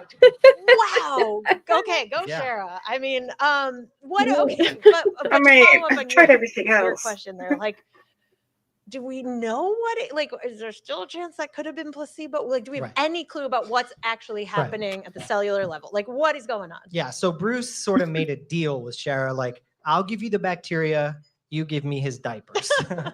Common theme we're seeing emerge here. So that's what he does. He sort of collects Connor's diapers and a bunch of other kids too. And he's sort of seeing what's going on. Let's check the microbiome. Let's check the stool, see what's happening. What influence is it exerting? Yeah. Because, you think about it, let's look for a subtle change, like a change of 5-10% in your microbiome. When you're talking about 37 trillion, I mean, that's huge. Yeah. But what he finds is actually kind of insane. Like Connor's diapers went from having 0 bifidobacterium to being 80% bifidobacterium. Whoa. This is a graph right here. You can see the blue is bifidobacterium. It just crowds everything else out pretty instantly. And this is like insane because, this isn't normal microbiome stuff. This isn't like diverse ecosystem. This is just like domination. It's like a monoculture in there. Yeah, it's exactly. All bifid. Wow. Yeah. And the other thing is, we talked about these bacteria, they poop themselves, they poop acid. And there's just so many bacteria in there that the baby's poop is literally becoming acidic. Huh. Which is kind of crazy, right? Because if you were to look like go to LabCorp and say, what's the normal pH for, baby stool? They would say 7, which is water, which is, neutral. Okay. It's neutral. But they're finding the acidity is like getting down to like 5, on these stools. So it's a little concerning. So what's 5's like what? 5's like maybe like vinegar or something like that. Oh, okay. I don't know, actually, something like that. So it's kind of concerning. So they decide to look into it. The team looks into it. A student by the name of Bethany Henrik, who's now a well-established PhD herself, she decides to sort of go back in time and say, like, well, where did this come from? Where did baby stool being 7, being neutral, being normal, where did that come from? Let's who said that? Okay. Basically. So she decides to basically go back and look at every scientific study that ever put a pH probe into a baby's poop. Okay. Does she have much to work with? Right. I mean, that's like I'm just curious with the audience, like how many times would you think that's happened? This was invented in 1909. So. Okay. That we could measure pH. Okay. Yeah, like twice. Twice? I don't know. 200. Well, that's good. It actually happened 18 times in the past 100 years. So 1909, this is invented. It took until 1917 for the first scientists to put that into poop, to baby's poop, and they've done it 18 times since. Okay. And here's what they find when she goes in through the data and looks at like every baby and maps it out and graphs it out, is that there's this very clear line. And it's showing that basically our baby's poop used to be acidic to a pH of 5, which is acidic.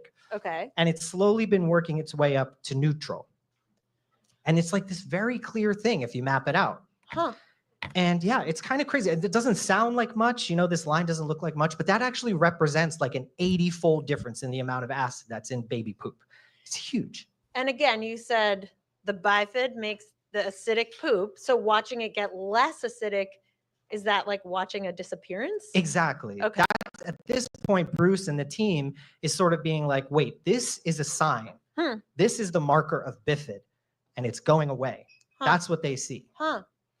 So they want to figure out, okay, there's these acids, blah, blah, blah. That's kind of crazy. But like, what exactly is going on? What acids are they actually making? Yeah. And I'm going to geek out for a little bit. The chemistry people will like me. Everyone else might hate me, but just stick with me because I think this is cool. All right. They find out that the bacteria is producing two main acids. One's called acetate and the other's lactate. Okay. Okay. So acetate. Acetate is known as a short chain fatty acid. Okay. All right. And what that is basically a small miniature fat that we can't make, but we can't really get it in many places in nature, but this bacteria is making it. And it just so happens that those gut cells that we talked about, that wall of gut cells, like this is their favorite food. The gut cells like to eat. Yeah. Okay. Like they want to eat this themselves. Like, I mean, if you took the gut cells to their favorite Michelin star restaurant, Yeah, this is what they choose. like they would, or this would be the calamari for them. This would be the thing they want. Yeah. You don't think about them eating. You think about them serving you, like breaking down and giving you the nutrients you need. But they need to eat too. Exactly. Okay, so that's what they eat to do their job. Okay. Especially in babies. You know, Okay. these gut cells are growing so fast in a baby.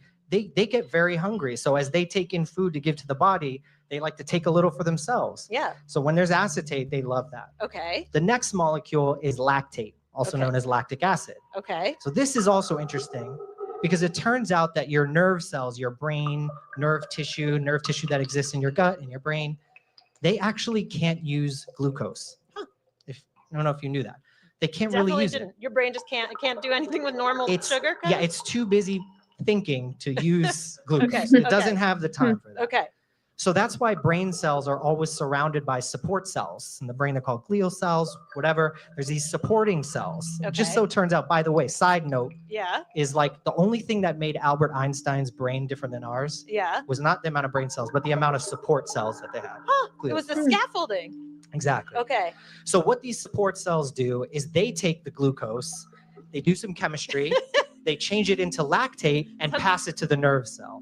Okay. So lactate is a nerve or neuron or a brain cell's favorite food. Okay, I'm feeling a recap. Okay, so really quick. So we were talking about breast milk, the weird alien sugars, which feed the bacteria, the bifid, the Y-shaped thing, which itself poops acid specifically, which is these two things, which fuel the baby's digestion and thinking. Yeah. Okay. Yes. Thank you. I listened. Let me just summarize it too. Let me just Okay. draw out a picture of what's actually going on in the gut. Oh, okay. So this is a baby gut under normal circumstances, like my gut, you know, because Okay. I don't have this or whatever. Okay. So when you have, this is the wall, this is inside, that's outside. you know, Okay, wait. that's- The top's like the tummy where stuff's coming in? Yeah, exactly. Okay. So this is the gut cell when there's just normal adult bacteria, E. coli, your regular stuff there. Okay. Those bacteria secrete toxins that basically poke holes in this wall Ow. and allow things to pass through. Instead of going through the cells, they sort of go in between the cells and around the cells. So bacteria can get in, toxins can get in, undigested food particles could get in. Ugh.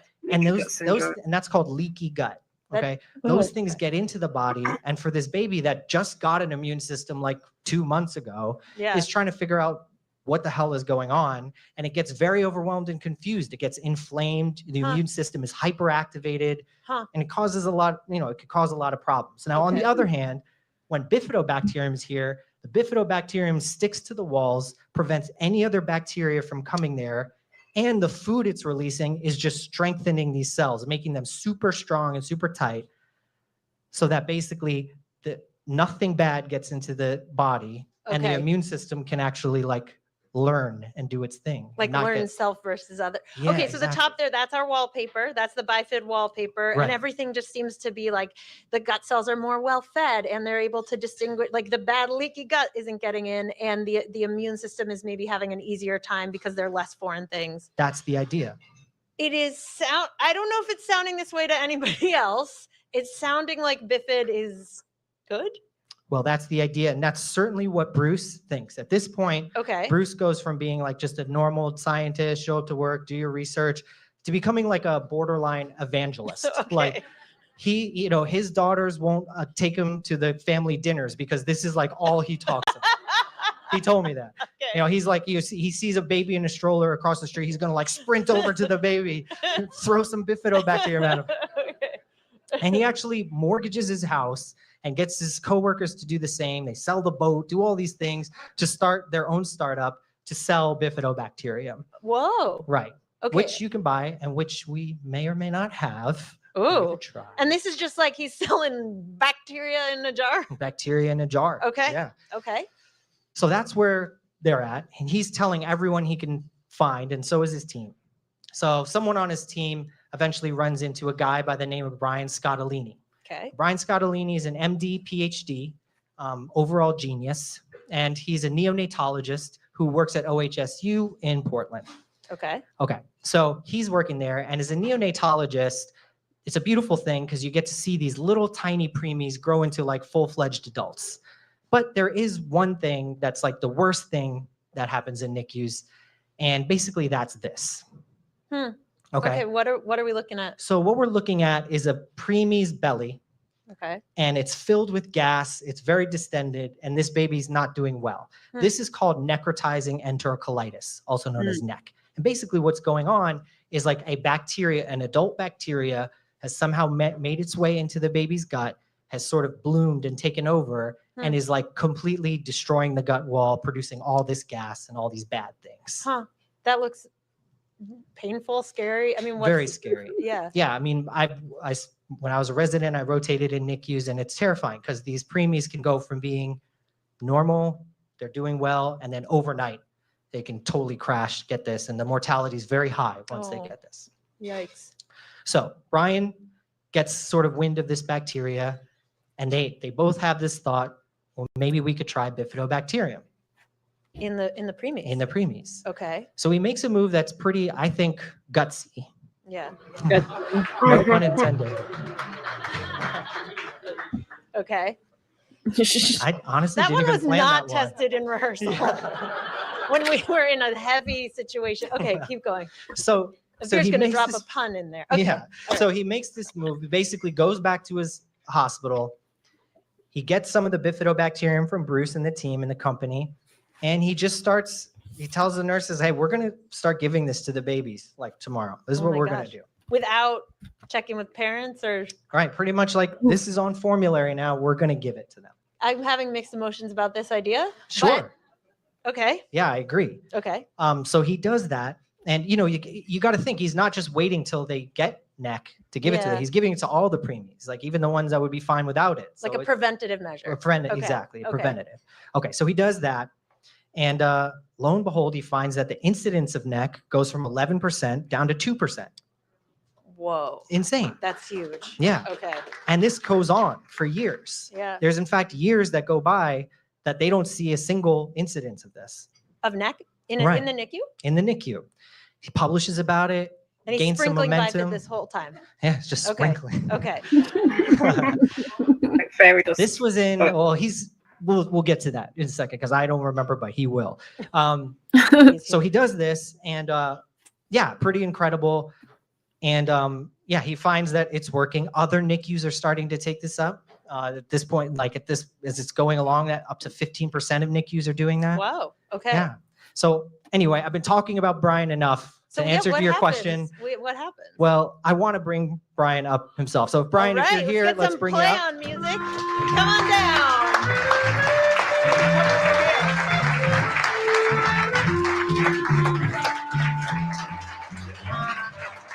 Thank you, Brian.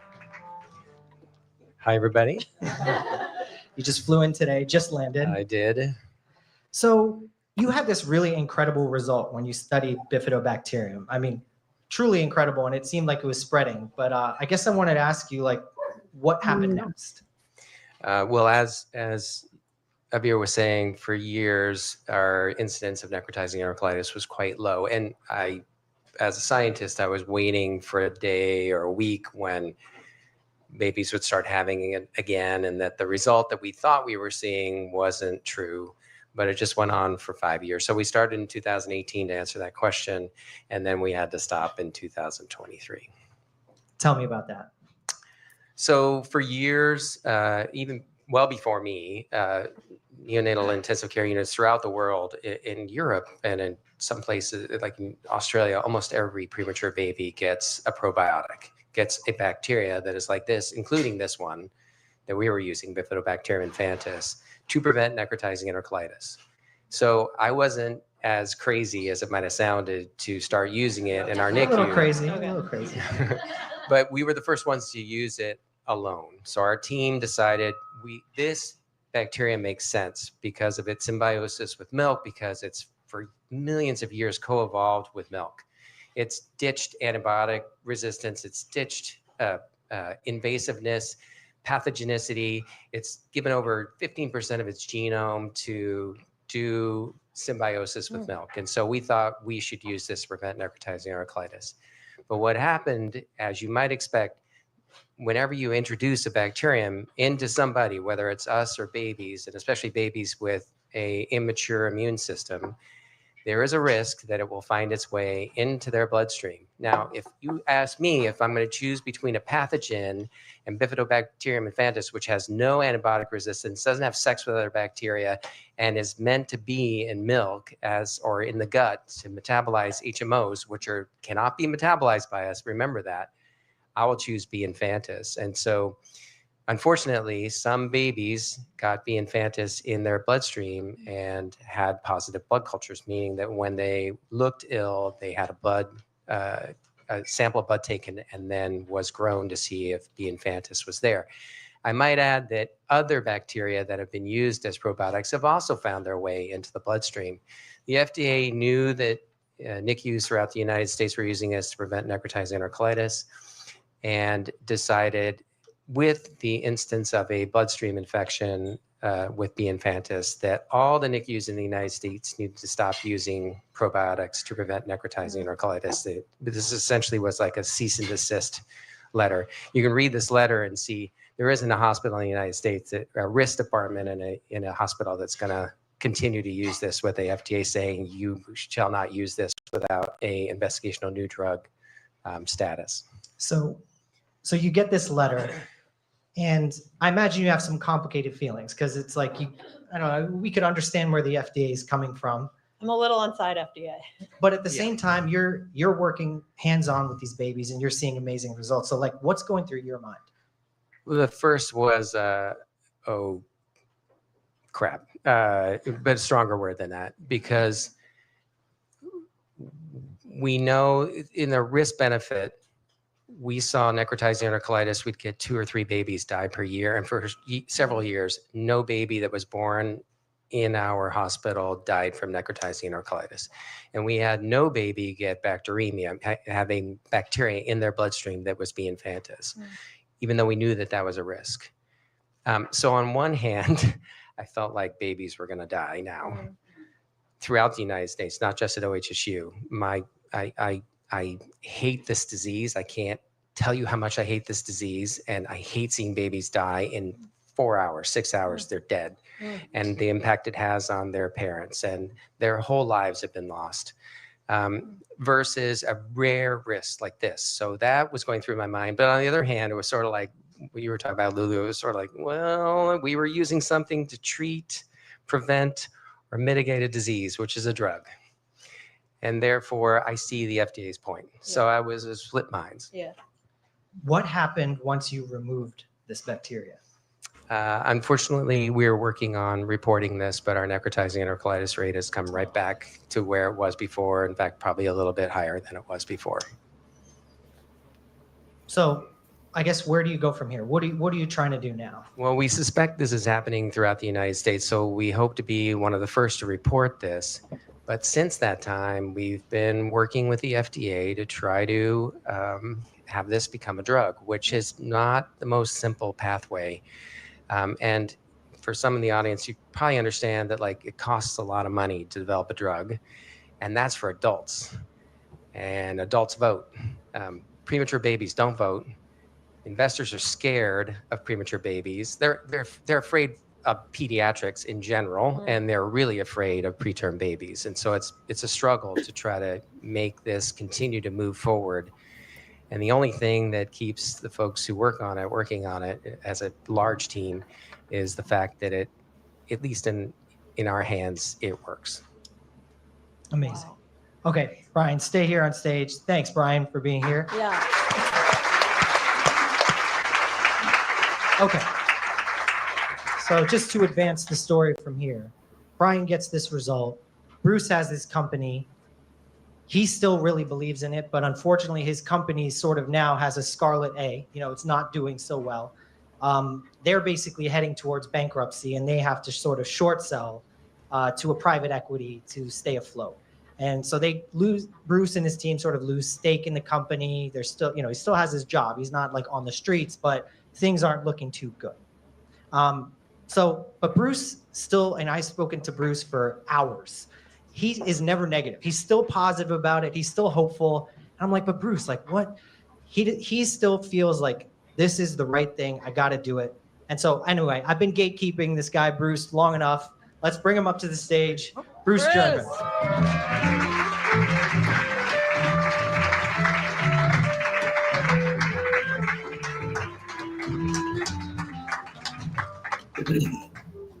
Hi.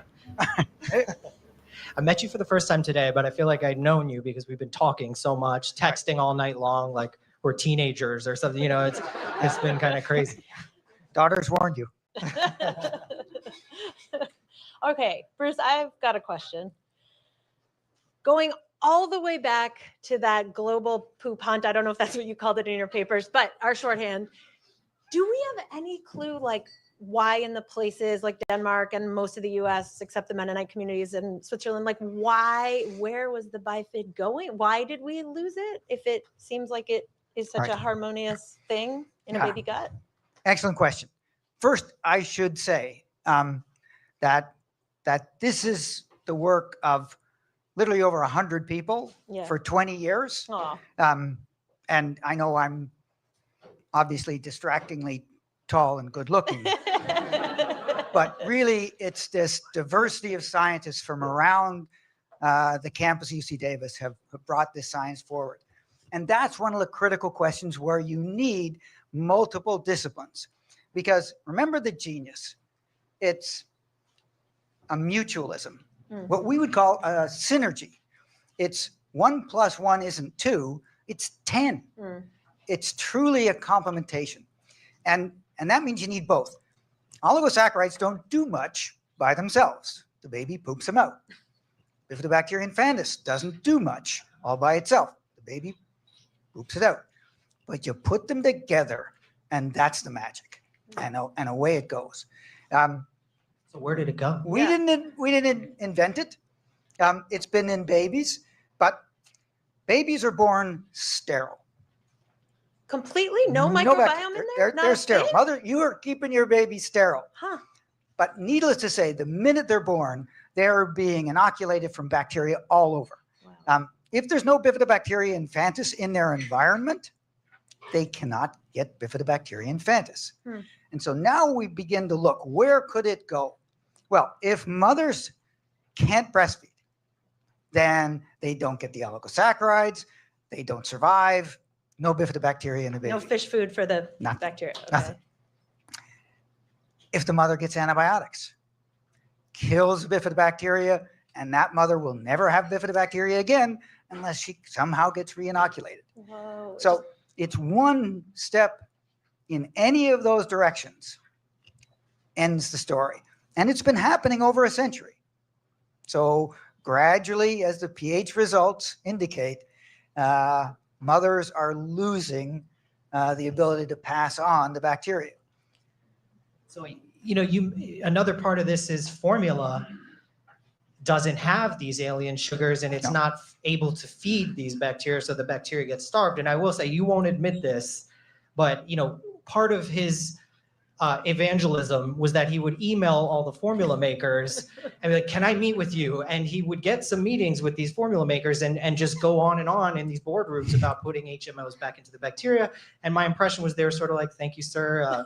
Here's security, please leave. I'm exaggerating, but lo and behold, a few years ago, all the major formula makers have added these alien sugars into the formula. Okay, you told me to bring formula. I didn't know Yes. why. Okay. This is That one. So And yeah, where- you can see. okay. They spell it wrong. They spell it Oh, the HU, that's the HMO, that's the alien sugars. Exclusive. HMO. Yes. Whoa. I'm crediting you with that. Well, I mean, it turns out that there are dozens. That's great. That's great. There are dozens of different oligosaccharides, and so far, industrially, they can only make a couple. And so formula has not got the diversity that you would like, and you need a lot. Remember, you pointed out, there's more of this than protein. Evolution's saying it's as important to feed the bacteria in the baby as the baby. So we need to get a lot more to be able to match. Okay. I mean, breastfeeding is the genius. If you look, it's a mother's ability to breastfeed that makes all this possible. And another thing that changed is the pH scale for baby stool also changed as a result of all this work, that now normal is not just considered 7, it's anywhere from 5 to 7. So science is starting to catch up to this, I think. Okay. Well, I think one question I had is sort of, you look at that graph of the pH changing and the poops changing over the centuries. Like, I can't help but think this correlates so well with the rise of like childhood autoimmune diseases and like these chronic diseases. I just wanted to, is there something there? Yeah, we've been studying that, and it turns out that, I mean, the immune system is just a magical system. The strength of the immune system is it's so personal. What's happening? You're not born with an immune system, it has to develop. And the benefit of that is your immune system can learn to attack diseases your parents never had. So the ability of the immune system to develop that individual capability, magic. There's a flaw, is your immune system has to develop, be educated in the first few weeks of life. And the immune system is basically located in your gut for sort of obvious reasons. It's paying attention to the environment through the bacteria. If the bacteria are appropriate, Bifidobacteria infantis, then it's clear that the immune system is developing appropriately. But if the gut is full of inappropriate bacteria and negative, gram-negative, and our bacteriaceae are blooming occasionally, now the immune system is being miseducated. The result of that is, with Bifidobacteria infantis, it's clear it's an intelligent immune system. If it doesn't, then it's not an intelligent immune system. What does that mean, intelligent immune system? It makes mistakes. So immune system can make two kinds of mistakes. It can say, there's danger, don't worry about it. The other kind of mistake is, it's perfectly benign, I should attack it as if it was dangerous. And that's what autoimmune disease. There's over 70 autoimmune diseases, but it's sporadic, chaotic. When someone doesn't have Bifidobacteria infantis, their immune system is... Squab decided that and none of us agreed. Beautifully maybe considering it. Oh, hell no. Yeah, we're all out then. What? Why? Why? Oh, why? I mean, are you in then, Vicky? Hell no. Everybody out. It's not developing appropriately. That means it's greater risk. Doesn't mean they're going to get autoimmune disease, but they're greater risk of having it. But that means at a particular point in time when they should be deciding this is perfectly appropriate part of me, self, a bloom of the wrong bacteria, danger, and for the rest of your life you think that's dangerous. If it's peanut butter, it's peanut butter. If it's pollen, it's allergy. Pollen. Yeah. Gets me every time. Yeah. So we now have very convincing data that a part of the problem with autoimmune disease is the bacteria in your gut in this early developmental stage. And lo and behold, throughout human history, Bifidobacteria infantis, that's been the one. Wait, I'm having a deep thought. Can I share? Can we get some like deep thought music. I need some, you know? Okay. Let me go back, you know? Okay. I'm just trying to put this together. It's just Soliloquy it up. Go up. Go okay. upstage. Go up. Soliloquy. Oh, I feel like I'm in middle school, like giving a presentation. But, you know, I just think it's crazy that there's this like Y-shaped bacteria, right? That no one ever paid attention to, that we almost wiped off the face of the earth by accident, that basically has this completely symbiotic relationship with us. I mean, like, you know, we obviously in school we learn about like the birds and the bees and pollination and coral and algae, but like, who knew that like our babies have symbiotic relationships with this random bacteria? Like, that's Sylvie, that's Lulu's My baby. Like, Sylvie is a symbiote with this bacteria. I mean, it's blowing my mind. And if you really think back, like, if you really go back in time, let's go back 500,000 years, which is when we broke off from primates to become humans.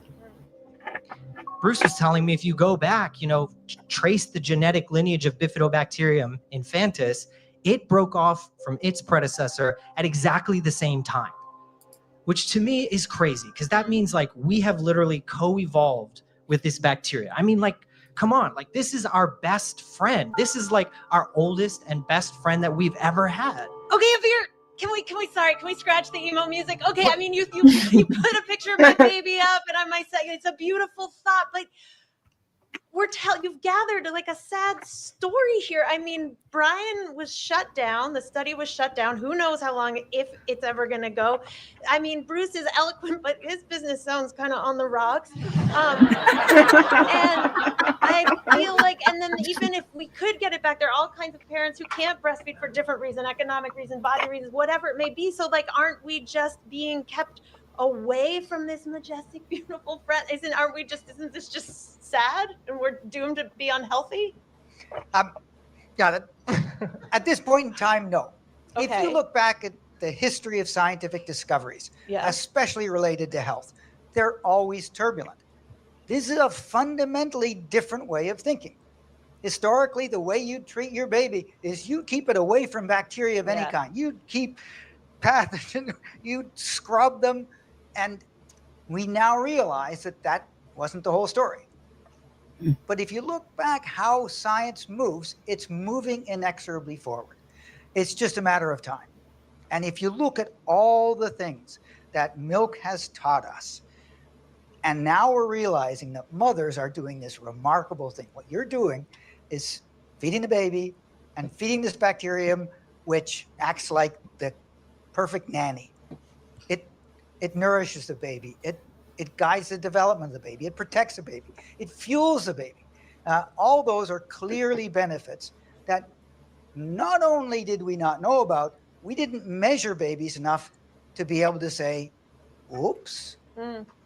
Yeah, in 100 years, 18 papers on poop pH. To me, that seems like a lot. Like, I would have been fine with 5. I don't know why they did this 18 times. But I mean, I guess, are you seeing like this future? Like, are we going to live in this future where instead of taking like antibiotics, getting a prescription for antibiotics, we're going to be getting a prescription for bacteria? Like, you need like 10 gallons of this bacteria stat. Yeah, well, think of what this is doing for the baby. It's nourishing the baby, protecting the baby from pathogens. It's guiding the immune system in ways we didn't even think about before. It's now been shown that babies with Bifidobacteria infantis respond better to a vaccine than babies who haven't. So that's not just protection, that's enhancing health in ways we didn't even think about before. That this is just plain healthier. Now we know what healthier means. Your immune system is exposed to a pathogen. It builds antibodies. If the gut is helping, the bacteria are helping that immune system, then it makes more antibodies and more diverse antibodies. You're better protected. Okay, this guy can milk hope out of any situation, I guess. Another pun. Well, I guess with that, you know, we only have one thing left to do, honestly, is we got to start this now. We have the Bifidobacterium here. We're going to try some. Yeah. No pressure, obviously, but if you guys want to try some, we can all cheers to Bifid together.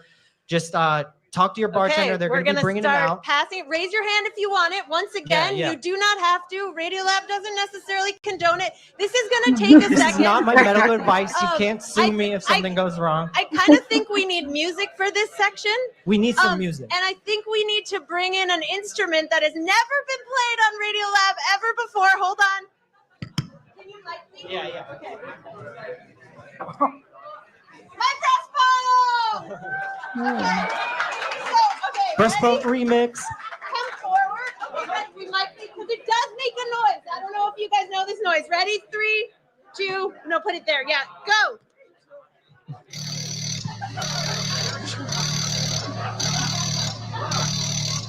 Very goth, industrial goth vibe. Yeah, it's like a little steampunk. Oh my God, this sound again and again. Why capitalism? Why? Don't drink it yet. We're gonna drink it together. We're gonna drink it together. Lay down that funky beat. I promised I wouldn't freestyle. Oh, really? And yet, I'm feeling a little bit cheerier because we're about to all eat bacteria. Okay, I think I'll keep it at that. Hands up that still need the bacteria. Hope no one gets listeria. I'm gonna get you on SoundCloud. Based on Bruce's theory that this is gonna bring us all into harmony. Okay, that's all I got. I don't All know. right, everyone got a drink. Not gonna quit One the more, day, one more, one more in the back. One more hand in the back. Everyone get your bacteria ready. Okay, can we get ours? Okay, we're gonna just keep the music going. Okay, now everyone. Let's turn that music down. Okay. All right. All right, music is everywhere. So let's raise a toast to use a microphone because I'm an audio professional. Okay, let's raise a toast to humanity's oldest friend. All right. Cheers, everyone. Cheers! Okay. We really do it? Okay. I'm not drinking no bacteria. I'm smoking out of Straight a up bacteria. Who just asked?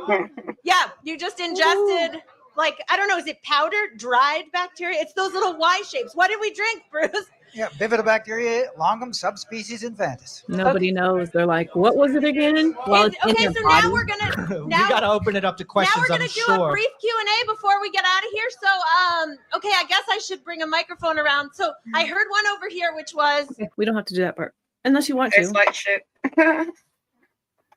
Pardon? I don't know. What questions would you have if you were there? Oh my.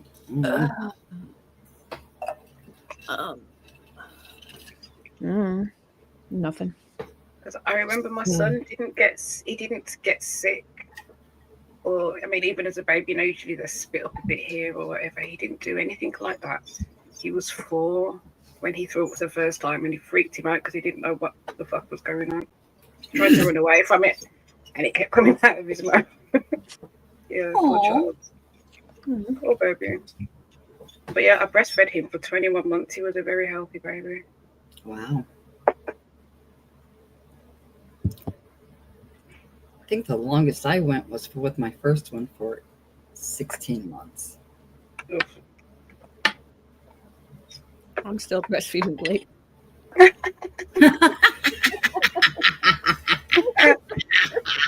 If I stop, my titties will be gone. I ain't gonna stop.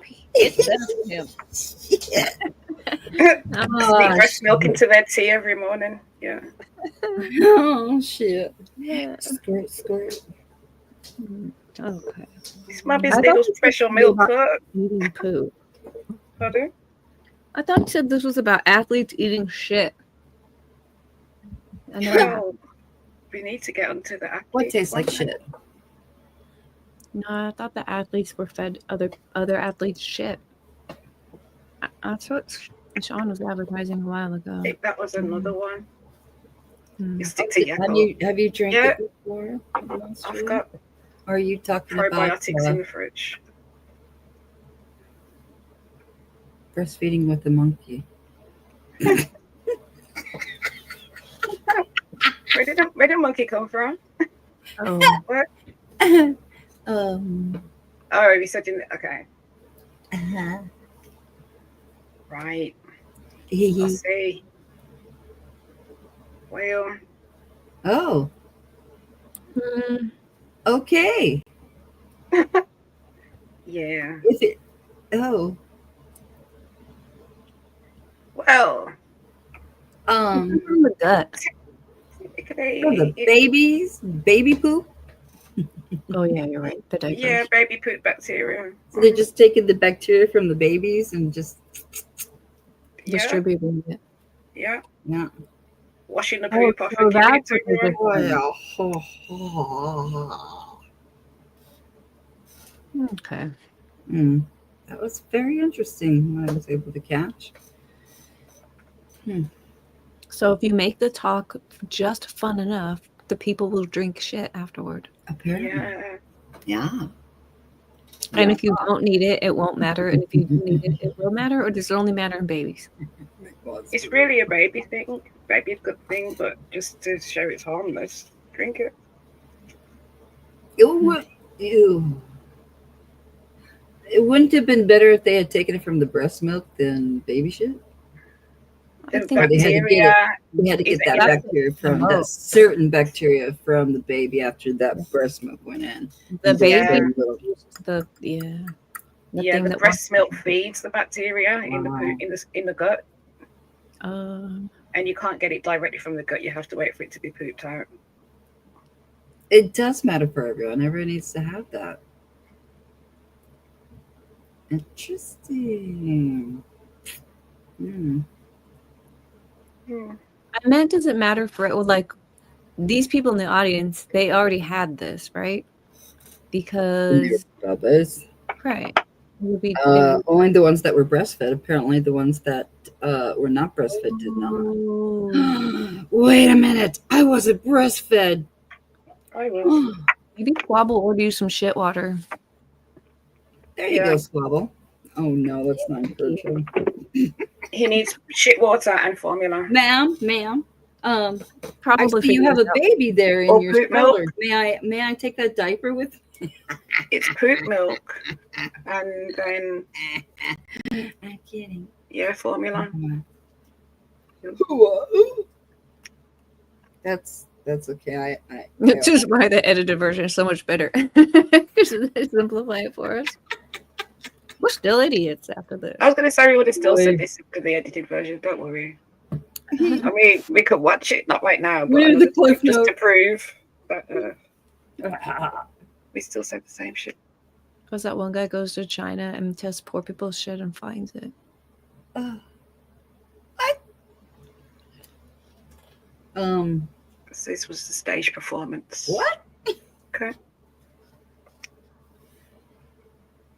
Oh, we don't have it in our shit because we have breastfeeding here. I would think they have more breastfeeding. They have less breastfeeding in America. Maybe it's because we're not eating the right foods. And mothers it's dying off in mothers. So that's not passing on to the babies because the mothers are having things like antibiotics and stuff. So their gut biome is also defunct. No. You guys know what? I'm going to try to make something called spoon bread. Have you heard of this? It's corn casserole. Corn spoon bread casserole. Oh. Mm-hmm. Nice. Jiffy corn mix, cream corn, regular corn, butter, sour cream, and eggs. I don't know what it's going to be like. I will be trying it. But you're about to find out. It looks yummy. It's about to go down. You know what's weird? I ordered my groceries last night. I'm like, just bring them to me in the morning at 6 o'clock. This morning, 6 o'clock, they're like, so-and-so just started shopping for you. I'm like, well, why the fuck did he do that? I should have been doing that last night. And then I saw the guy come to deliver my groceries, and he just kept wandering to his car and wandering back. And I'm like, fuck, dude. You don't have anything else to do today. And it was annoying because every time he walked away, my dogs were like, all right, and we scared him away. And then he would come back, and they were like, scare him away again. Yeah. Okay. So we finally left. I'm like, what's going on out here? There's not a bag in sight. He just took one. I mean, everything is just sitting on my porch. I'm like, what? This isn't how it's usually done. What the hell is going on? No bags? Maybe I Nothing accidentally DoorDashed my groceries. Maybe they've run out of bags because of people ordering extra for Thanksgiving stuff. I don't know. So, nah. That did you know that they're going to stop minting pennies? Yeah, that's a good idea. I've got a jar full they can have back. We need your pennies. We need your pennies.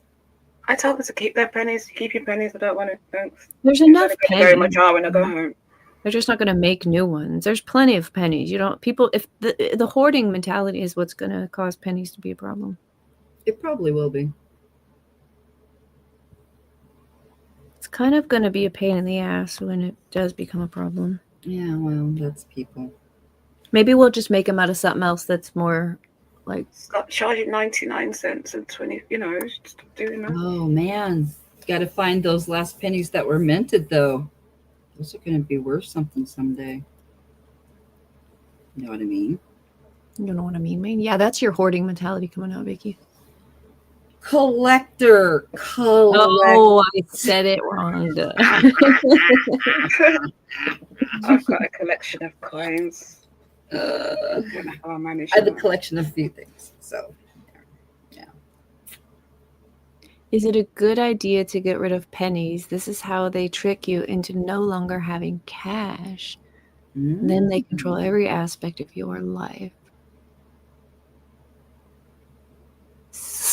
I So agree. lazy. Don't kill cash. Whatever. I agree. Don't kill cash. Yeah, don't kill cash.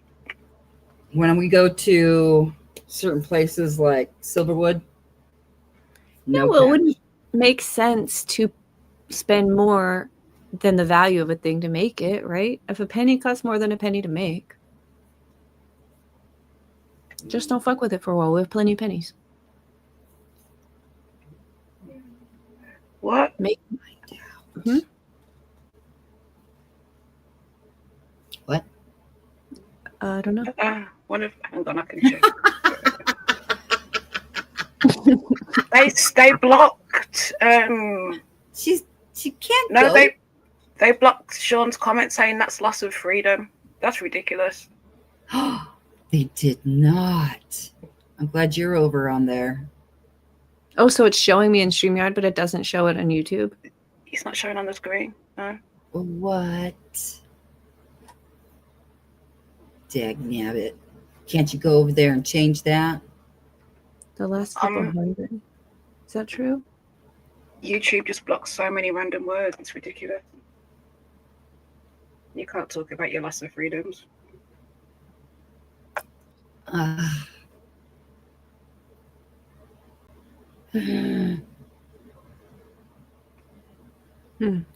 Oh, they've got the body cam of the Slender Man stabber. Who does? Oh, here. Hold on a second. What was it? Don't kill cash. I haven't watched all of it. Here, I'm gonna throw it here. I guess we'll finish with this. Is it puppies? If you want to see that.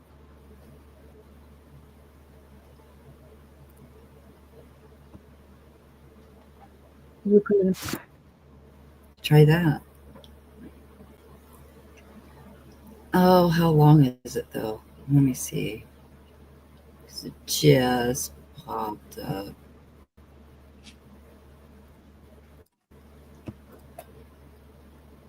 Let's see to go. It's only 25 minutes. Yeah. Okay. Name and date of birth. You're not wanted for murder, right? That was Slenderman stabber Morgan Geyser trying to hide her identity from police after she ran away from a group home. Detain her. Please hands on your back. Please let her go. Then, Please let her go. then give me your name. I did something wrong. She doesn't know what I did. I have the body camera footage and new details about Geyser's arrest. So sorry. I wish I had it. I'm Anjanette Levy, and this is Crime Fix.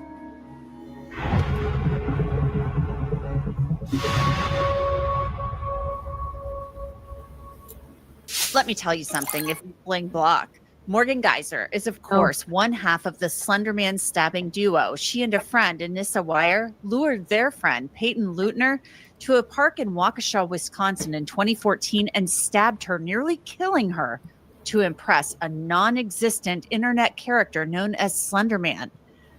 Thank goodness Peyton survived. It took several years, but Morgan and Anissa were determined to be not guilty by reason of mental disease or defect.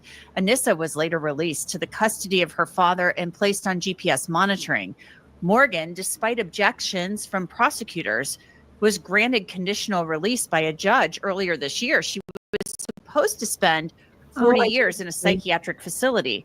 She was placed in a group home in the last couple of months on GPS monitoring in Madison, Wisconsin, until police said she cut off her ankle bracelet on Saturday night and took off. An alert was issued, and an employee at a Thornton's truck stop more than 100 miles away called police Sunday night because there were two people loitering outside.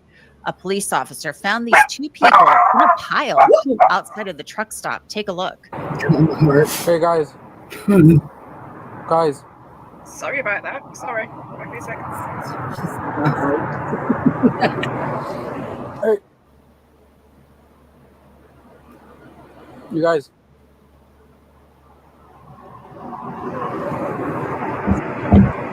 Okay, unfortunately, you guys can't be back here. I believe that Robbins Police Department, you're able to sleep in their lobby. What was that? We'll just move around. Okay. Thank you. I appreciate that. Sorry to bother you guys.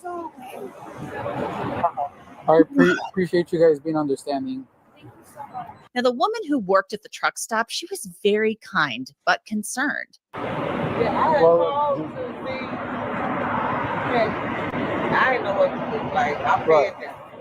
So I was calling to see, can they get somewhere for the night? Yeah, and the thing is, there ain't a lot of shelters. That's what's crazy. Yeah. They find shelters for other people, but they don't. Yeah, because I'm out here for food. But I couldn't leave them out here. So I'm like, I didn't know what to do. So I was like, just let me call and see who y'all know something. Where you guys from? We're from South. South? Like how far? Not that far. We're not living anywhere. We'll be fine tonight. Okay, I just want to make sure you guys are warm. We're fine. You sure? I appreciate it. No problem. I just want to make sure you guys have some place to want to stay. No, we're always fine. How old are you? I'm 23. 23? Yeah. How old is he? She's transgender. Oh, how old is she? 23? Okay. I don't have my ID, but All right, well, we'll give him your name and date of birth, but we just got to make sure you're saying who you are, you say you are, okay? You're not missing them and stuff, okay? Thank you. No problem. Thank you for calling. Okay, what's your last name? I don't know why I have to do this. Because I don't believe you're 23. That's why. Okay? We got called here for a call. So just be honest. I want to make sure that you're not missing. As long as you're not missing, you can go on your way. Are you missing from somewhere? Just give me your name and date of birth and you can be on your way. Okay, I'm 19. Huh? I'm 19. 19? Yeah. That's fine. You're still an adult. So Yeah, so what's your last name? No one. I don't want to give you my name. Okay, well, then we're going to arrest you. We're going to take you an ID. We're going to hold you an ID at the station. So you don't want to obstruct an officer. Give me your name and date of birth. You're not wanted for murder, right? Right. Okay, then there shouldn't be any problem. Okay, you're making it bigger. What's your last name? Reese. How do you spell it? I-E-S. I-E-S? No, G-R-I-E-S. Okay. Gries. What's your first name? Stephanie. Morgan goes on to give a fake name to police, but kind of stumbles through her lies. How do you spell it? EPHINE. EPHIANIE. Sorry. ANIE. Middle initial? I don't know. Do you have a middle initial? Well, now you did something wrong because it's come back no record on files, and that means you're lying to us about your name. Okay. So now that's obstructing. I'm gonna give you one more chance before we're gonna take you in custody and fingerprint you. Okay. So just be honest. It's not a big deal. You're making it a bigger deal. So Stephanie.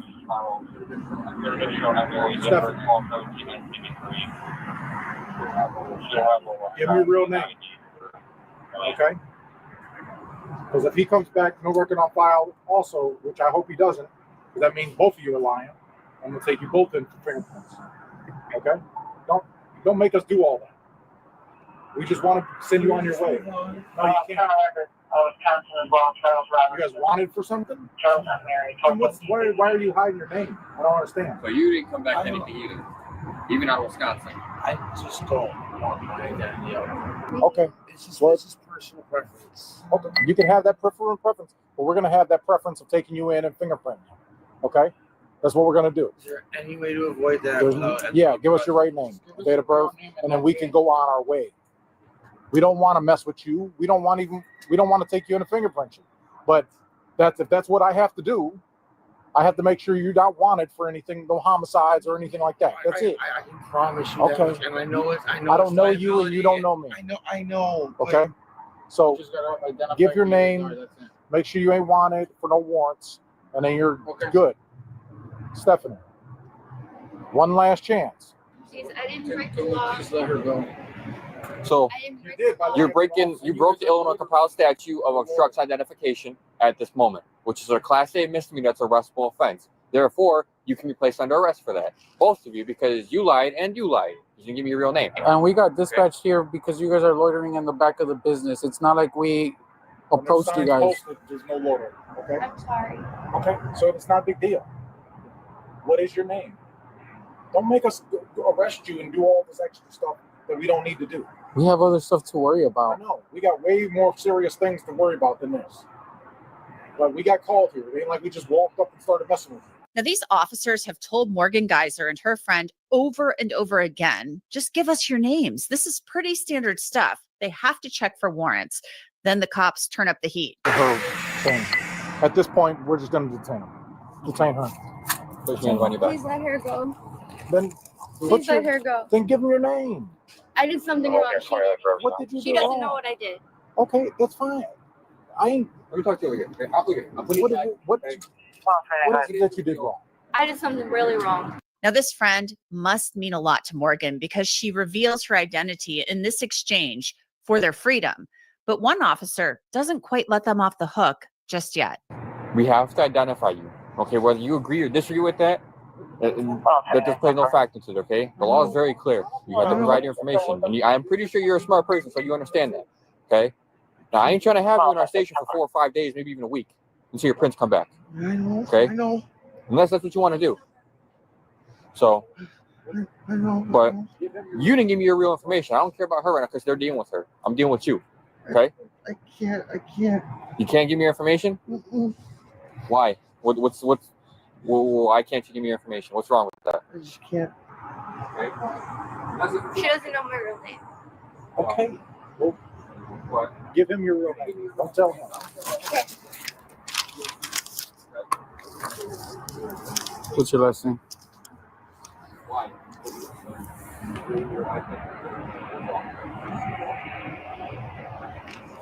So he says you just can't give me the information. Okay, so it's Morgan. Morgan. And then your last name? Geyser. G-U, what is it? Geyser. I promise she did not know. G-E-Y-S. ER. So Morgan is your first name, right? Yes. G-E-Y-S-E-R. No. say goodbye, please. Okay, we will. I will never see her again. Yeah, you will. No, I won't. Why? If I did something bad, let me say goodbye. We will let you say goodbye, but just stand by until we figure out what's going on. Okay? You I promise? promise. I'll let you say goodbye. No matter what I did? Yeah, no matter. That's my word, okay? Okay? You're being honest with me. I'm being honest. That's my name. Trust me, I didn't want to give it to you. Okay. You'll see why in a second.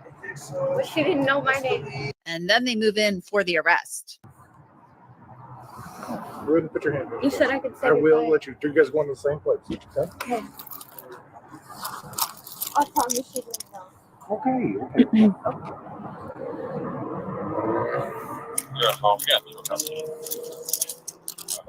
Here, just go over there. You promised I could say goodbye. Yeah, you guys are going to the same station. You guys are going to the same place.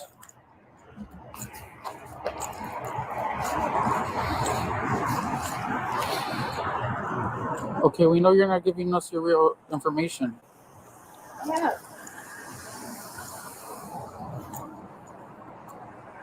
So why are they saying that there's nothing on record with that name? It's me.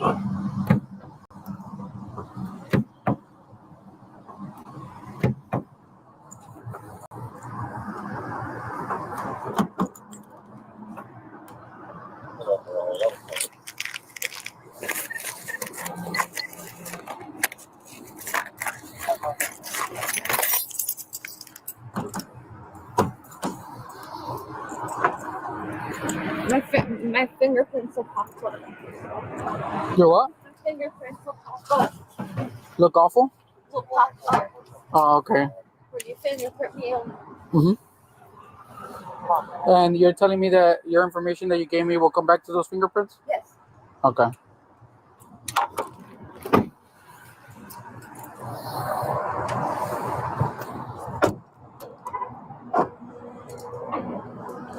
Even with Morgan in the back of the patrol car, officers still aren't aware of what really bad thing she did. She's saying that really bad. So only really thing bad is you'll never see me again. Is I hope she didn't commit a homicide. The way she's talking, saying that's really bad. Yeah. Well, these officers, they are in for quite a surprise, aren't they? So back to Morgan's friend. She's loaded into a cruiser. Thank you for at least letting me be in the car and warm. Yeah, no problem. Yeah, thank you. I told my buddy to go get you guys your meals, prisoner meal. Okay. What? Some Wendy's. Okay. I told him to get you some Wendy's so you can eat something. Thank you. All right. Appreciate it.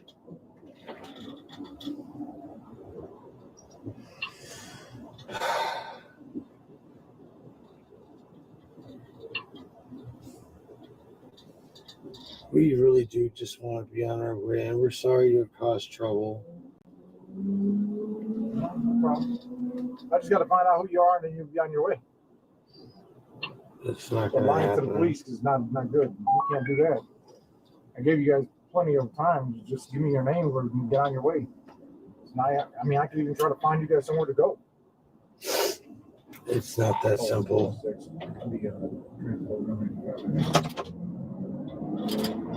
I'm sorry, but it's just not that simple. I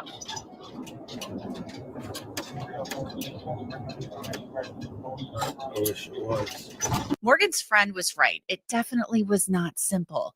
A police report states, Officer Whiting then asked the male White for his information once again, to which he stated that his identification was in his book bag. I located a Wisconsin identification for Chad Mecca after a subsequent leads check on his identification. It showed him to be clear and valid out of Madison, Wisconsin. Chad was then Mirandized at 1:38 hours, to which he waived his rights and decided to speak to us.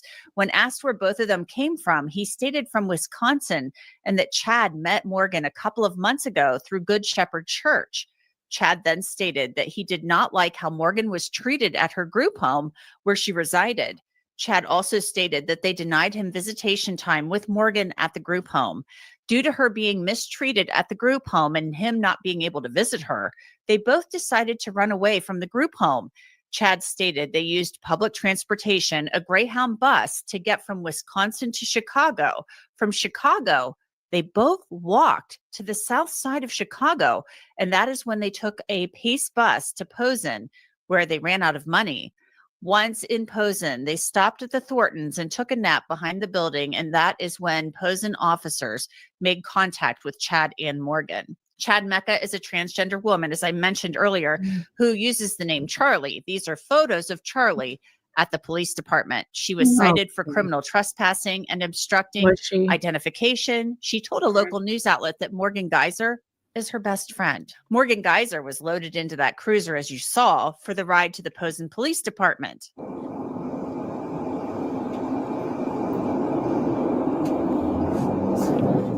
Morgan was photographed at the police department where she agreed to speak with the officers. A police report states Morgan stated that she met Chad a couple of months ago at Good Shepherd Church. She then expressed how unfair she was treated at the group home and how she was upset that Chad was not allowed to visit her. Morgan stated that on multiple occasions, Chad visited her at the group home by climbing through her window and sneaking in. When asked about her ankle monitor, she stated that she cut it off with scissors and that she and Chad had discussed potentially making their way to Nashville, Tennessee. When asked how they got to Posen, Morgan stated that they took the Greyhound bus from Wisconsin to be here. Morgan was then taken to the courthouse in Markham for processing, where she appeared to regret her decision to leave the group home. Sorry. What's that? I'm sorry.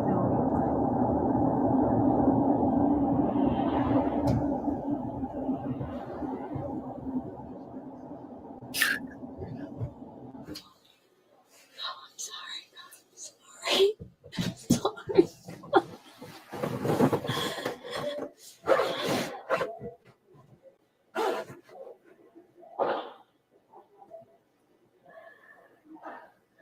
So sorry. I'm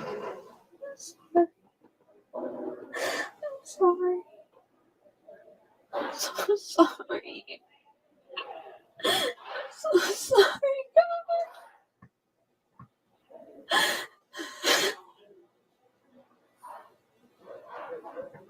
That's it. God, I'm so sorry.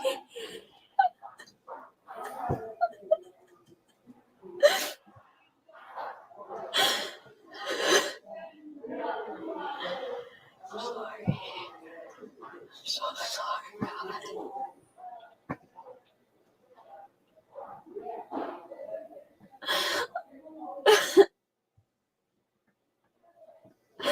I'm so sorry. It's one of the blessings you gave me. I'm so sorry. I wish I had it.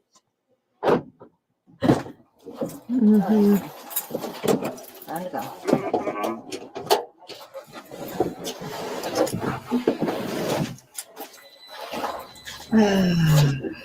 Morgan was booked into the Cook County Jail and appeared in court Tuesday for an extradition hearing where she waived extradition back to Wisconsin. So I'd like to bring in Chief William Alexander. He is the police chief in Posen, Illinois, where Morgan Geyser was taken into custody.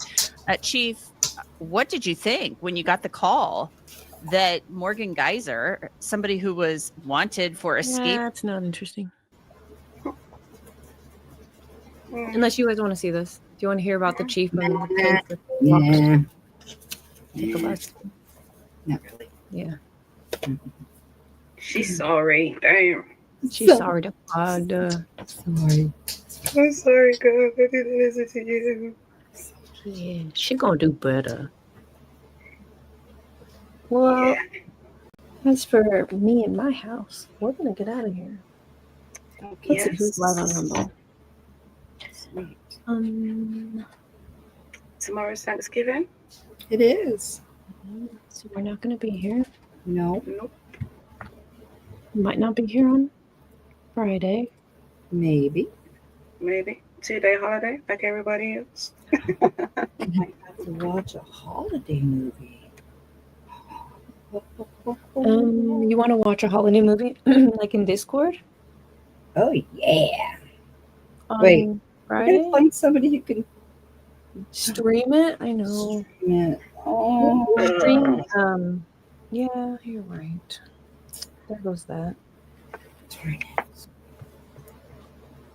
Yeah. Well, anyway, it was fun. We'll figure something out, maybe. Learned about Thanksgiving a little bit. Mm-hmm. I don't know why we do it. Turkey Day. Still trying to figure it out. Damn. I'll figure it out on my own time. Yeah. All right. Bye, friends. Have a good Thanksgiving. I offered to breastfeed you, Squab. Sorry. Or anyone else. Oh, squabble. Nice try. Bye. Bye.